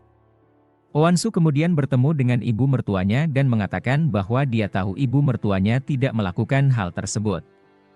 Oansu berpesan agar ibu mertuanya tidak pernah mengikuti permintaan Pak Han lagi dan memintanya untuk segera sadar dengan perbuatannya itu. Setelah itu, Pak Han, yang sekarang sudah menjadi CEO, ditemui oleh Doyun. Doyun berkata kepada Pak Han bahwa masa Pak Han sudah berakhir dan dia akan segera melakukan hal yang tidak diduga oleh Pak Han. Namun, Pak Han masih menyombongkan diri dan meminta Doyun untuk merayu Oansu untuk menyerahkan uang warisan yang didapatkannya. Doyun mengatakan bahwa Pak Han membuat kesalahan besar dengan memberikan buku besar itu ke kejaksaan, sehingga Pak Han tidak akan bisa mengelak lagi. Tak lama setelah itu, kejaksaan datang dengan surat penangkapan dan menangkap Pak Han. Pak Han terdiam karena terjebak oleh Doyun, akhirnya harus menerima kenyataan bahwa semuanya sudah berakhir. Dengan situasi yang sudah terkendali, Doyun memberikan surat pengunduran dirinya kepada Oansu karena keamanan di rumah Oansu sudah tidak diperlukan lagi. Doyun kemudian memutuskan untuk bergabung kembali dengan kepolisian seperti yang diminta dan ditawarkan oleh mantan atasannya. Mereka berdua saling berterima kasih atas bantuan satu sama lain dalam mengungkap semua kejahatan dan memberikan pelukan perpisahan. Sementara itu, Oansu akan menjalani kehidupannya sebagai pengelola yayasan amal. Oansu kemudian menjemput ibu mertuanya yang telah dibebaskan dari segala tuduhan. Oansu mengatakan bahwa semuanya belum berakhir karena ibu mertuanya belum membayar atas apa yang telah dia lakukan. Ibu mertua Oansu kemudian meminta untuk diantarkan bertemu dengan Yongmin. Di sana, dia berpesan kepada Yongmin untuk tidak pernah mendengarkan atau percaya kepada Pak Han lagi. Dia juga mengatakan bahwa Pak Han telah mengancam dirinya dengan bukti emas batangan sehingga ia terpaksa mengaku semua perbuatan Pak Han. Yongmin tampak marah karena ayahnya begitu tega memperlakukan ibunya seperti itu, bahkan ayahnya masih menyimpan barang bukti itu selama ini. Ibunya meminta Yongmin untuk melupakan perbuatannya dulu dan menganggap semuanya tidak pernah terjadi. Ia juga memaafkan anaknya untuk hal itu. Setelah itu, Yongmin mengajak Pak Han untuk berbicara sebentar. Yongmin lalu mencekik leher Pak Han karena ia tega melakukan semuanya itu dan ia tidak akan pernah menganggap Pak Han sebagai ayahnya. Untungnya saat itu penghuni lapas melihat kejadian itu sehingga Yongmin tidak sampai menghabisi ayahnya. Akhirnya, mereka mendekam di penjara, menerima akibat dari perbuatan mereka. Pimpinan Miran akhirnya sadar dan memutuskan untuk menyerahkan dananya kembali ke masyarakat sesuai dengan perintah wasiat dari suaminya dan mengundurkan diri dari jabatannya. Keputusan ini tentu membuat terkejut beberapa direksi di sana. Mereka tidak menyangka bahwa pimpinan Miran akan membuat keputusan sebesar itu. Namun, pimpinan Miran merasa sudah saatnya untuk menebus kesalahannya dan mengikuti amanat suaminya. 1 tahun berlalu, Oansu akhirnya menggunakan dana yang diberikan oleh ayah mertuanya untuk membantu masyarakat yang membutuhkan, terutama di daerah terpencil. Oansu berdedikasi untuk memajukan pendidikan, kesehatan, dan kesejahteraan bagi mereka yang kurang mampu. Yayasan Amal Now menjadi salah satu lembaga amal yang paling dihormati dan berpengaruh di negeri ini. Tampak Doyun yang sedang menunggu Oansu di bandara. Doyun mengungkapkan bahwa dia telah memutuskan untuk ikut menjadi sukarelawan di Yayasan Amal Now. Oansu merasa sangat senang dan terharu mendengar keputusan Doyun. Mereka berdua menyadari bahwa setelah melewati banyak masalah dan konflik, mereka akhirnya bisa menikmati kehidupan mereka masing-masing dan memberikan kontribusi positif bagi masyarakat. Doyun dan Oansu bekerja bersama di Yayasan Amal tersebut, saling mendukung dan memperkuat satu sama lain. Mereka menemukan kebahagiaan dalam membantu orang lain dan menciptakan perubahan yang nyata. Meskipun perjalanan mereka penuh dengan tantangan, mereka tetap teguh dan bersemangat dalam menjalani hidup yang penuh makna dan tujuan.